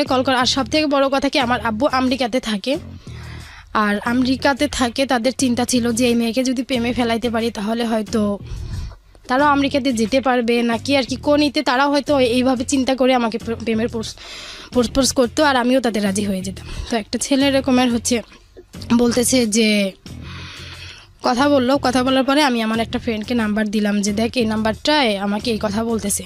পরে আমার ওই ফ্রেন্ড কী করলো, ওই ছেলেটাকে থ্রেট দিল। আচ্ছা, থ্রেট দিল।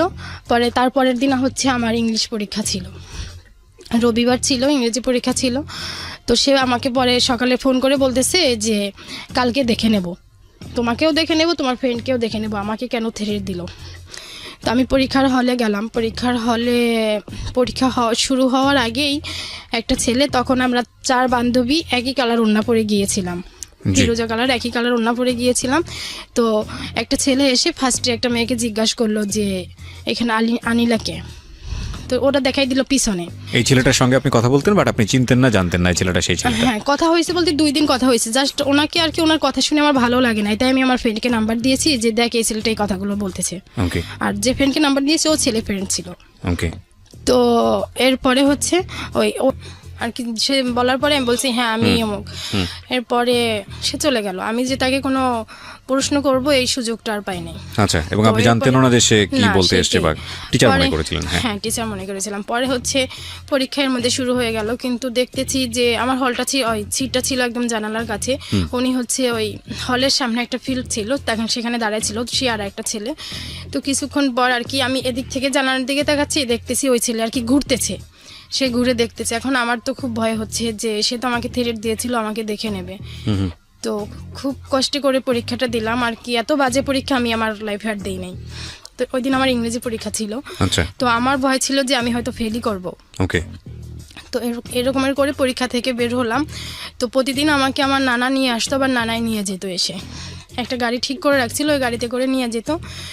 আর নানা আসতে দেরি হলো ওই গাড়িওয়ালাই আমাকে নিয়ে যেত। আচ্ছা, তো ওই দিনকার হচ্ছে হল থেকে বের হয়ে গাড়িওয়ালাকেও সামনে দেখছি না, তো আমার খুব ভয় হইতেছে। পরে আমি আমার একটা বান্ধবীকে বললাম যে আমি আমাকে তোমার সাথে করে নিয়ে যাও, আমার হচ্ছে আমি একা যেতে পারবো না। পরে ও বললো যে আমার আব্বু আসছে, আমি তো বাইকে করে যাব, আমি তোমাকে নিতে পারবো না। আচ্ছা, তো এরপর আরেকটা বান্ধবীকে বললাম, ও বলছে ঠিক আছে তাহলে তুমি আমার সাথে চলো। ওর সাথে ওর ভাই ছিল, কিন্তু ওর ভাইকে পরে আসতে বললো। আমি ওই বান্ধবীর সাথে গেলাম বাড়িতে। আচ্ছা, বাড়িতে যে যখন হচ্ছে বান্ধবীর সাথে গেলাম, যেতে যেতে গেট থেকে বের হতে দেখতেছি যে ওই ছেলে সহ আরও কিছু ছেলে গেটের সামনে দাঁড়িয়েছে। তো তখন আরও বেশি ভয় হলো যে এখান থেকে তারা কোনো দুর্ঘটনা ঘটায় কিনা। তো ভালোই ভালো বাড়িতে গেলাম, যে হচ্ছে আমি বাড়িতে সব ঘটনাটা খুলে বললাম এইভাবে। এরপরে হচ্ছে ওই ছেলে কিভাবে আমার এক মামির নাম্বার নিয়েছে, সে আর কি আমার ওই যা যা করছে সে এখানে, সেটা সে তার আমার মামিকে বলছে। আচ্ছা, আর আমি যে বান্ধবীর সাথে গেছি সেটাও সে বলছে। এরপরে সে আবার বললো যে আমাকে কেন আমার নানা নিতে আসলো না, আর কি তার খুব দরদ। এরপর থেকে সে মামির কাছ থেকে খোঁজ খবর নিত, কথা বলতো মামির সাথে। আমিও মাঝে মধ্যে আর কি এমনভাবে মামিকে বলতেছিল, তো মামি বললো ঠিক আছে তুমি কথা বলো, তো আমিও কথা বলতেছি। এরপরে হচ্ছে যখন আমার রেজাল্ট হলো, তখন দেখলাম যে রেজাল্ট খুব আর কি ফেল করি নাই, কিন্তু একদম খারাপ রেজাল্ট ছিল। মানে ওইটা কি ওই একদিনের ঘটনার কারণেই নাকি না, পুরো শুধু ওভারঅল? ইংরেজিতে ছিল। আচ্ছা, তার কারণে পুরোটাই সি আর হয়ে যায়। সবগুলোতেই ভালো ছিল, আর 7টা এ প্লাস আসছিল, শুধু ইংরেজির কারণে এ প্লাসটা আসে নাই। আচ্ছা, ওকে, তো এরপরে হচ্ছে রেজাল্ট হয়ে যাওয়ার পরে এরপরে আর কি ওই রেজাল্টের পরে আর ওই ছেলের সাথে আমি কথা বলি নাই, কিন্তু এই ছেলেটাই খুব বেশি পাগল ছিল।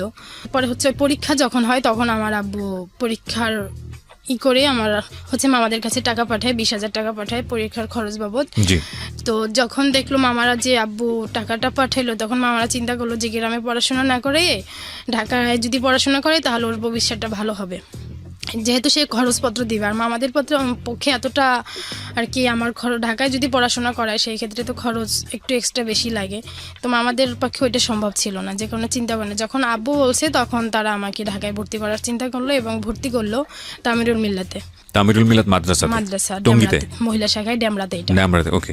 তো এরপরে হচ্ছে আব্বু টাকা পয়সা দিতেছে আর পড়াশোনা এখানে করতেছি।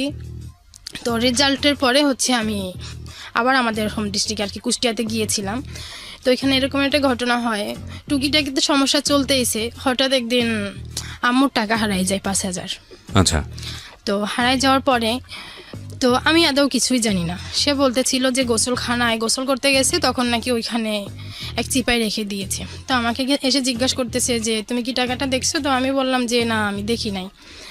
তো আমার মেজো যে ভাইটা ও বলতেছে যে হ্যাঁ আম্মু ও মিথ্যা বলতেছে, টাকাটা তো আমরা দুইজনে ভাগ করে নিয়েছি। আমাকে আবার বলতেছে আপু তুমি বলো, তুমি আমাকে 3,000 টাকা দিছো আর তুমি 2,000 টাকা নিয়েছো না? তো আমি তো যে আমি টাকার কোনো জানি না আর কি, সে এখানে রেখেছে কি না বা হারাই গেছে কিছুই জানি না। অথচ আমাকে আমার ভাই বলতেছে যে তুমি টাকাটা নিয়েছো, আমাকে 3,000 দিয়েছো, তুমি তো 2,000 রাখছো, তুমি আমাকে টাকা 2,000 ফেরত দাও, আমি আমার 3,000 ফেরত দিয়ে দিই। আমি টাকা নেই না, তাহলে আমি দেবো কিভাবে? তো তারা কি করলো, কবিরাজের বাড়িতে গেল, এসে আমাকে খুব ভয় টয় দেখাইলো, তুমি টাকাটা দিয়ে দাও না হয় এই করবো। তো আমার ভিতরে কোনো ভয় ছিল না, যেহেতু আমি টাকাটা নেই নাই। তো এরপরে হচ্ছে ওই ভর্তি হওয়ার জন্য মামারা ঢাকাতে নিয়ে ভর্তি হওয়ার জন্য এরপরে হচ্ছে আব্বু উত্তরাতে বাসা নেয় আর কি, কুষ্টিয়া যারা আছে। এরপর আমেরিকার যে ফ্যামিলি তার, ওইখানে তার 3টা বাচ্চা হয় আমেরিকাতে, 3টা মেয়ে, ওদেরকে বাংলাদেশে পাঠাইলো। আর কুষ্টিয়ার যে ফ্যামিলি এরাও গেল, এরপর উত্তরাতে বাসা নেয় যে এখানেই তারা থাকবে। এরপরে হচ্ছে মামারা বললো যে বাসায় থাকার দরকার নাই, যদি মাদ্রাসাতে ভর্তি করে তাহলে হোস্টেলেই রেখে দেবো। ওকে, তো এরপরে ভর্তি হয়ে ওখানে হোস্টেলে রেখে দেয়। তো এরকম করে চলতেছে, ইন্টারও মোটামুটি শেষ হলো। পরে ইন্টারের পরে হচ্ছে আব্বু আবার আসলো, এসে বলতেছে, সে আসতো প্রতি বছরই 2বার 1বার করে আসে। এরপরে এসে কুষ্টিয়াতে নিয়ে গেল, নিয়ে যাওয়ার পরে আমি তখনও বলতেছিলাম আর কি, ইন্টার শেষ হয়ে যাওয়ার পরে আমি বলতেছিলাম যে আমি অ্যাডমিশন দিতে চাচ্ছি। তো সে বলতেছে আর কি, আমার ছোট থেকে ইচ্ছা ছিল যে আমি হচ্ছে লয়ে পড়বো। ওকে। তো আব্বুর এই কথাটা শুনে হয়তো তার ভালো লাগে না, সে বলতেছে যে না, এটা পড়া যাবে না, এক কথায় কোচিংই করা যাবে না। তারপরে হচ্ছে আমি ইউসিজিতে ভর্তি হই কোচিং সেন্টারে। ওকে। ভর্তি হওয়ার পরে কয়েকদিন ক্লাসও করি, কিন্তু তার জোরাজুরিতে আর এক কথায় ঘর থেকেই বের হওয়া হলো না। এরপরে হলো কোচিং সেন্টার থেকে এরপরে হচ্ছে আমি আমার নানি আর কি, যখন কোচিং বন্ধ করে দিল তখন আমি নানি বাড়িতে চলে আসলাম। নানি বাড়িতে আসার পরে এরপরে হঠাৎ একটা রং নাম্বার বলতে ওই লোকটা আমাকে চিনতো, বাট আমার কাছে রং নাম্বার ছিল। আমি তাকে ফোন দেই, ফোন দেওয়ার পরে তাকে ঝাড়ি দেয়, কিন্তু যে আমাকে কল দিয়েছিল কলটা সে রিসিভ করে না, রিসিভ করছে অন্য একজন। পরে হচ্ছে সে পরবর্তীতে ব্যাক করে বলতেছে যে আমি তো আপনাকে চিনি না, আপনি যাকে কল দিয়েছেন আমি সেও না। পরে তার সাথে কথা হতে হতে একটা সময় আর কি আমার ওই আবার সেই পিছনে যে আমি তার সাথে কিছুদিন কথা বলে বাদ দিয়ে দেব। পরে এরকম মিথ্যা টিথ্যা কথা বলে আমি আবার কুষ্টিয়াতে কিছুদিন পরে চলে যাই। যাওয়ার পরে ওই ছেলে যে করেই হোক আমার কুষ্টিয়া নাম্বার নেয়, এরপরে ওই ছেলের সাথে কথা হয়, একটা সময় ওই ছেলের সাথেই প্রেম হয়। এরপরে কথা আর কি এরকম বেশ কিছুদিন চলতেছিল। তো আমি কুষ্টিয়াতে তো ওইরকম তার সাথে কথা বলতে পারতাম না, গোপনে একটা ফোন, ওই আব্বু আবার আমাকে আর কি অ্যাডমিশন দিবে না, পরে আমি ওখানে ডিগ্রিতে ভর্তি হয়ে যাই কুষ্টিয়াতে। ওকে। পরে তার সাথে কথা হতো না, মাঝে মধ্যে কথা হতো। হঠাৎ করে ঢাকাতে আমার নানা হজে গিয়েছিল, তো হজ থেকে আসলো, এরপর আমার মামা আমাকে কুষ্টিয়া থেকে নিয়ে আসছে। তো তখন ওই ছেলেটার সাথে আমার দেখা। এরপর ওই ছেলেটা বলতেছিল যে বিয়ে করার কথা। তো আমি আমার সব ঘটনা তাকে খুলে বললাম। বলার পরে আমি আর বিয়েতে রাজি হলাম না, আমি আবার আমার নানির বাড়িতে চলে গেলাম, কিন্তু কথা তার সাথে কন্টিনিউ হচ্ছে, মানে ছেলেটার সঙ্গে? হ্যাঁ। ওকে। তো এরপরে তখন ছেলেটা বেকার ছিল, তো তার এখন চিন্তা যে করেই হোক আব্বু আবার ডিসেম্বরে আসার কথা, আসবে, তো সে এর মধ্যে একটা চাকরি নিয়ে নেবে, এরপরে বিয়ের কথা বলবে। তো খুব করে হচ্ছে সে একটা চাকরি নিল, সিটি ব্যাংকে তার চাকরি হলো। চাকরি হওয়ার পরে তো এরপরে ওই নানি বাড়িতে ছিলাম। তারপর আব্বুকে বলতেছিলাম যে এরকমের করে তো আসলে হয় না, কিছুদিন নানি বাড়ি কিছুদিন এখানে, আমি আমার আর কি পার্মানেন্টলি একটা জায়গা চাচ্ছি যেখানে আমি নিরাপদে থাকতে পারবো আর পড়াশোনাটা চালাই যেতে পারবো। জি। পরে আব্বু হচ্ছে আর কি ওই কথাটা তো আব্বুর কাছে কেমন লাগছে জানি না, সে আমেরিকাতে গেছে নভেম্বরে, সে ফেব্রুয়ারিতে চলে আসছে। আচ্ছা। আসছে আমাকে বিয়ে দেওয়ার উদ্দেশ্যে। ওকে। তো আমার মামাদেরকে আগেই বলছে যে আপনারা ছেলে দেখে রাখেন, আমি এসে বিয়ে দিয়ে দেব। ওকে। তো আসছে, এসে কুষ্টিয়াতে আসছে, ওখানে কয়েকদিন থেকে আমার নানি বাড়িতে গেছে। নানি বাড়ি বিয়েটা দিবে নানি বাড়িতেই, ওদিকেই ছেলে দেখেছে। পরে এঙ্গেজও হয়ে গেছে, আব্বু এসে শুধু বিয়েটা দিবে। এরপরে আব্বু আসলো, এসে ছেলেদের বাড়ি ঘর যেটা দেখার সব কিছু দেখে মোটামুটি আব্বু রাজি, কিন্তু ছেলের দাড়ি ছিল না। আচ্ছা। সে চাচ্ছিল হুজুর ছেলে, আচ্ছা। কিন্তু ছেলে 5 ওয়াক্ত নামাজ পড়তো, কিন্তু দাড়ি ছিল না। তো যে কারণে বিয়ে হলো না। এইটাই তার কাছে সমস্যা ছিল। সে আমাকে বললো যে তুমি আমার সাথে চলে আসো, এখানে তোমার বিয়ে দিলে তুমি সুখী হবে না। আমি খুব চিন্তা ভাবনা করে দেখলাম। ওকে। তো আমি তার সাথে যাই না, আর মামারও বলতেছিল যে তুমি তোমার আব্বুর সাথে যাবা না। তো আব্বু এখানে 2 দিন 3 দিন নানি বাড়িতে থাকলো, বলতেছে যে আমি এই 20 বছর পরে আসছি একমাত্র তোমার কারণে। উনি কি আসলে 20 বছর পরেই বাংলাদেশে আসছিল? না না, বাংলাদেশে কন্টিনিউ আসতেছে আর কি, 20 বছর পরে সে আমার নানি বাড়িতে গিয়েছে। ওকে। ওকে। যে 20 বছর পরে আমি শুধু তোমার কারণে এখানে আসছি, আমি চাই তোমার ভবিষ্যৎটা ভালো হোক, আমি যেটা বলি সেটাই তুমি শোনো। ওকে। তো তার উপরে তো আমার টোটালি আস্থা ছিল না, যেহেতু আমি ছোট থেকেই তাকে পাই নাই, তার কোনো ব্যবহার আর কি, সে যে কি সেটাই আমার মধ্যে আর কি, আমি জানতাম না যে আসলে সে কি চায়। আব্বু আমাকে খুব বলে, আমি আর আসি না। আব্বু আমাকে নিয়ে আর কি ওখান থেকে আর একটা জায়গায় আসে শহরে, এসে বলতেছে যে তোমার আমার সাথে একসাথে ছবি করে যাই, তোমার এখন বিয়ে দেওয়ার দরকার নেই, আমি ওখানে যে অ্যাপ্লাই করবো ওখানে তোমাকে নিয়ে যাব। এরপরে হচ্ছে আসে আর কি, আব্বুর টার্গেট ছিল যে করেই হোক আমাকে সে নিয়ে আসবে, কিন্তু আমি কোনো কিছুতেই রাজি হই নাই। সে টিকিট কাটছে, একটা ছিল, সকালে আসছে, এসে আমাকে খুব ডাকছে, কিন্তু আমার মামারা বলছে যে তোমার আব্বু তোমাকে নিতে আসছে, তুমি কিছুতেই যাবে না। তো এসে সে গেটের সামনে অনেকবার করে আমাকে ডাকছে, আমি তার ডাকের উত্তরও দিই নাই। তো উত্তরও দেয় নাই, সে খুব অপমান বোধ করছে যে এইখানে একমাত্র মেয়ের সম্পর্কে এখানে আসছি, আর মেয়েই আজকে আমার সাথে কথা বলতেছে না। আর মামারাও তাকে বেশ অপমান করছে যে আমরা যে ছেলেকে, তাদেরও একটা সম্মান আছে গ্রামে, যেহেতু এঙ্গেজ হয়ে গেছে, সেই এঙ্গেজ ভেঙে গেলে তাদের সম্মান নষ্ট হবে, তারা ওই দিক চিন্তা করে আব্বুকে খুব অপমান করলো। আর আব্বু এদিকে কি চিন্তা করে আমাকে নিয়ে যেতে চেয়েছে সেটা আব্বুই ভালো জানে। তো Okay. আমি আর আসি নাই, আব্বু চলে আসছে। চলে আসার পরে দীর্ঘদিন আর আব্বুর সাথে আমার কথা হয় নাই। এরপরে হচ্ছে যেটা ওই বাদ হয়ে যাওয়ার পরে আব্বু তো চলে যায়, পরে আমিও মামাদের সাথে রাগ করে ঢাকায় চলে আসি যে আমার পড়াশোনাটা চালানো দরকার, যেহেতু বিয়েটা হয় নাই, জি। পড়াশোনাটা চালানো দরকার। আমি হচ্ছে ঢাকায় এসে আমার বান্ধবীদের সাথে ম্যাচে উঠি। তো ওখানে কিছুদিন থাকার পরে তারা যে কোনো অজুহাতে আমাকে বাড়িতে নিয়ে যায়। তো বাড়িতে নিয়ে যাওয়ার পরে তাদের চিন্তা বিয়ে দেবে, তারা এদিকে ছেলের সব কিছু ঠিক করে, পরে আবার আমি ঢাকায় ব্যাক করতে চাই, আমাকে আর নিয়ে আসে না। এরপরে ছেলের সব কিছু ঠিকঠাক করে ঢাকায় নিয়ে আসে, নিয়ে আসার পরে যেদিনই আমি আসি সেদিনই রাত্রি আমার বিয়ে দিয়ে দেয়। এই ছেলেটাকে আপনি জানতেন, শুনতেন আগে থেকে? কিছুই না। কিছুই জানতেন না? না, তারা আমাকে আর কি, আমার হচ্ছে আমি যে মিল্লাতে পড়তাম এখানে একটা তার বোন ছিল, সে আমাকে দেখছে, ওর থেকেই আর কি, ওই মেয়ের ভাই আমার বান্ধবী আর কি, তাকে আর কি বান্ধবী হিসেবে না, জাস্ট মুখের পরিচয় ছিল। ওকে, এতটুকুতেই?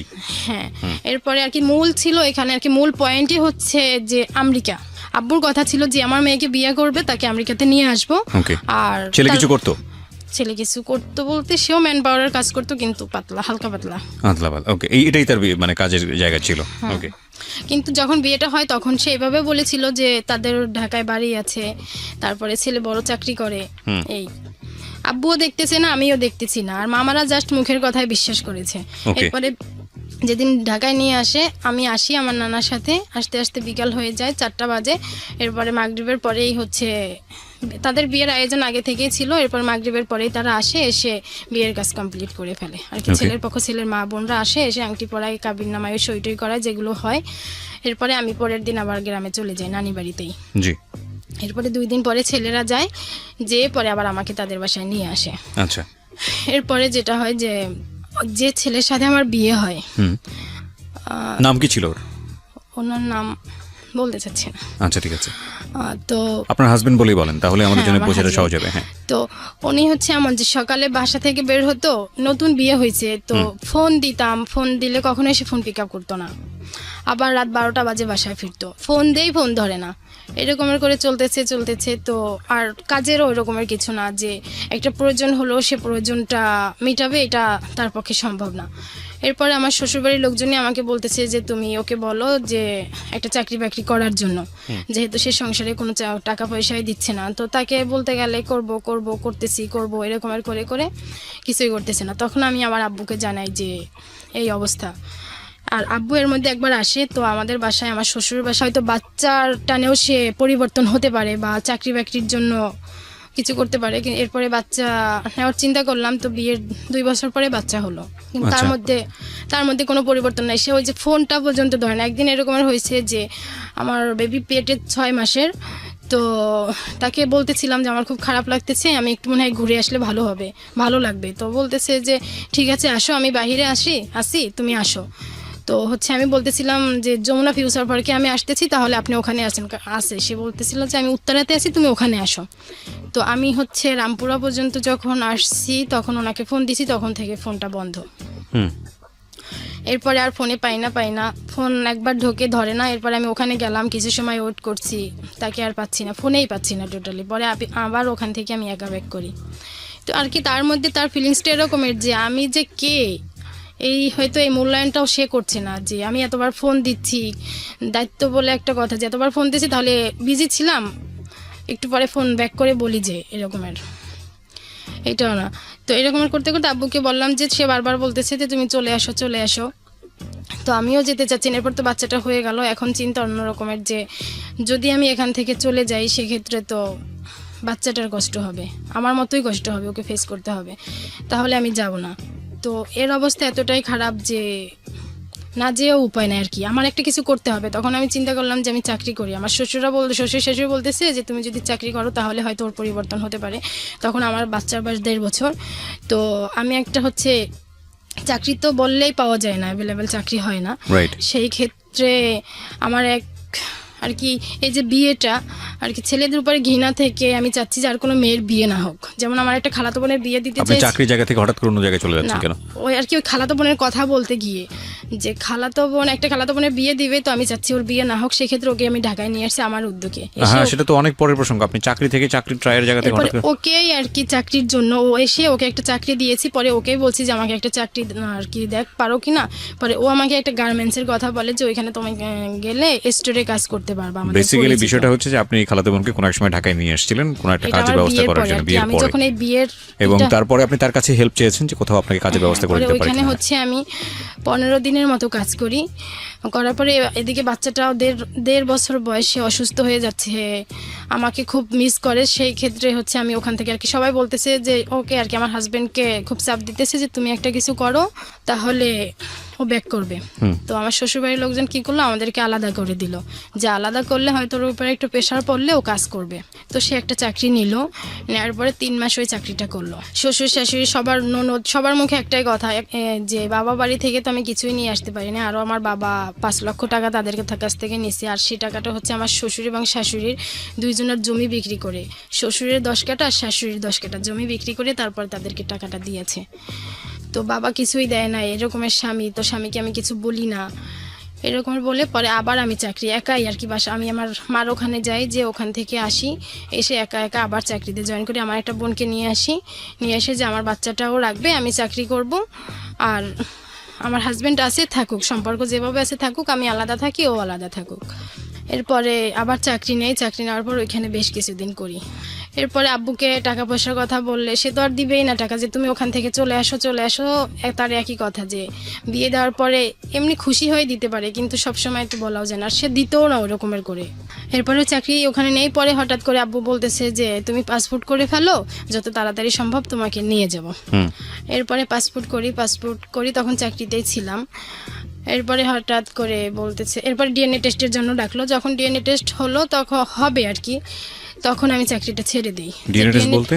ডিএনএ টেস্ট বলতে ওখান থেকে আর কি আব্বুর মেয়ে কিনা সেটা ওইটার জানার জন্যে? জন্য, এটা হচ্ছে ওই এমবাসি থেকে আর ইমিগ্রেশন থেকে আর কি, আমেরিকান ইমিগ্রেশন থেকে বাংলাদেশ এমবাসিতে পাঠাইছে ডিএনএ টেস্টের জন্য। এটা আব্বুর কথা, ওকে যে ডিএনএ টেস্টের পরে হয়তো বেশি সময় লাগবে না, তো এটা চিন্তা করে আমি চাকরিটা ছেড়ে দেই, ওকে যে এখন তো আর বেশি দিন সময় লাগবে না, যে করে হোক যে কয়দিন থাকি কষ্ট করে বাংলাদেশ আর কি চাকরিটা একটি ছাড়াই থাকি।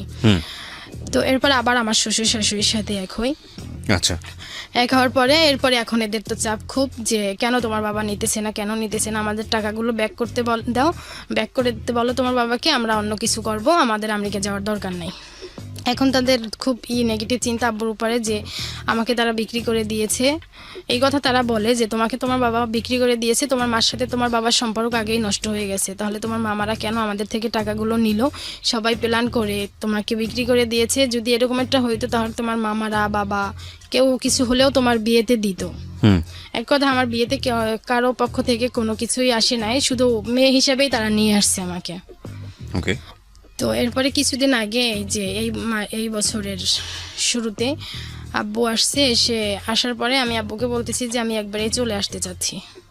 তার কথা যে তুমি চলে আসলে আমি ওদের টাকাটা দিয়ে দেব, আর এরা আমাকে টাকার জন্য এতটাই প্রেশার দিচ্ছে যে এদের সাথে থাকাটা আমার কষ্টকর হয়ে যাচ্ছে। ওকে তো সেই ক্ষেত্রে আমি বলতেছি যে তাহলে আমি একবারে চলে আসি, আপনি এদের টাকাটা দিয়ে দেন। বলতেছে ঠিক আছে তুমি চলে আসো। তো আমি হচ্ছে এখান থেকে আমার মামাকে করে গেলাম, কারণ আমার হাজব্যান্ডের ওরকমের ছিল না, যে সে এতটাই আর কি বেকার, তো বেকার, তারপরেও বর্তমান যুগে বেকার হলেও কিছুটা হলে নিজের ফোনের ব্যালেন্স ঢুকানোর মতো তো টাকা থাকে, তার কাছে এটাও থাকে না। তার একটা বাচ্চা যে আর কি অসুস্থ হলে মেডিকেল পর্যন্ত নিয়ে যাবে, সেটাও তার পক্ষে সম্ভব না। তো আব্বুকে বলার পরে এরপরে আমি গেলাম আমাদের বাড়িতে, যাওয়ার পরে মোটামুটি তাকে বললাম খুব করে, মামাও বুঝালো যে টাকাগুলো দিয়ে দেন, আর না হয় ওদেরকে যত দ্রুত সম্ভব নিয়ে যান। সে বলছে হবে হবে হবে এরকমের করে। পরে আমি ওখানে থাকবো এই চিন্তা করলাম, আব্বু চলে গেল। তো থাকতেছি বেশ কিছুদিন। এরপর আমার MA পরীক্ষা ছিল ফার্স্ট ইয়ারের, ওইটা দিলাম। দেওয়ার পরে আবার যখন আসলাম এখানে আর কি কুষ্টিয়াতে গেলাম, তখন আম্মু আব্বুকে বলতেছে যে এখানে মেয়েকে রাখা যাবে না, যদি রাখো তাহলে আলাদা বাসা করে রাখতে হবে। ওকে তো ওখানে আবার ছোট একটা বাচ্চা আছে, ও আর আমার ছেলে, তারা খুব আর কি দুষ্টামি মারামারি, এক কথায় মারামারিটাই সারাক্ষণ লেগে থাকতো, ওকে যেটা নিয়ে আরো সংসারের মধ্যে বেশি ঝামেলা হতো। তো আব্বুকে বলতেছি যে এরকমের ওরা সারাক্ষণ মারামারি করে, তো কি করা যায়? আব্বু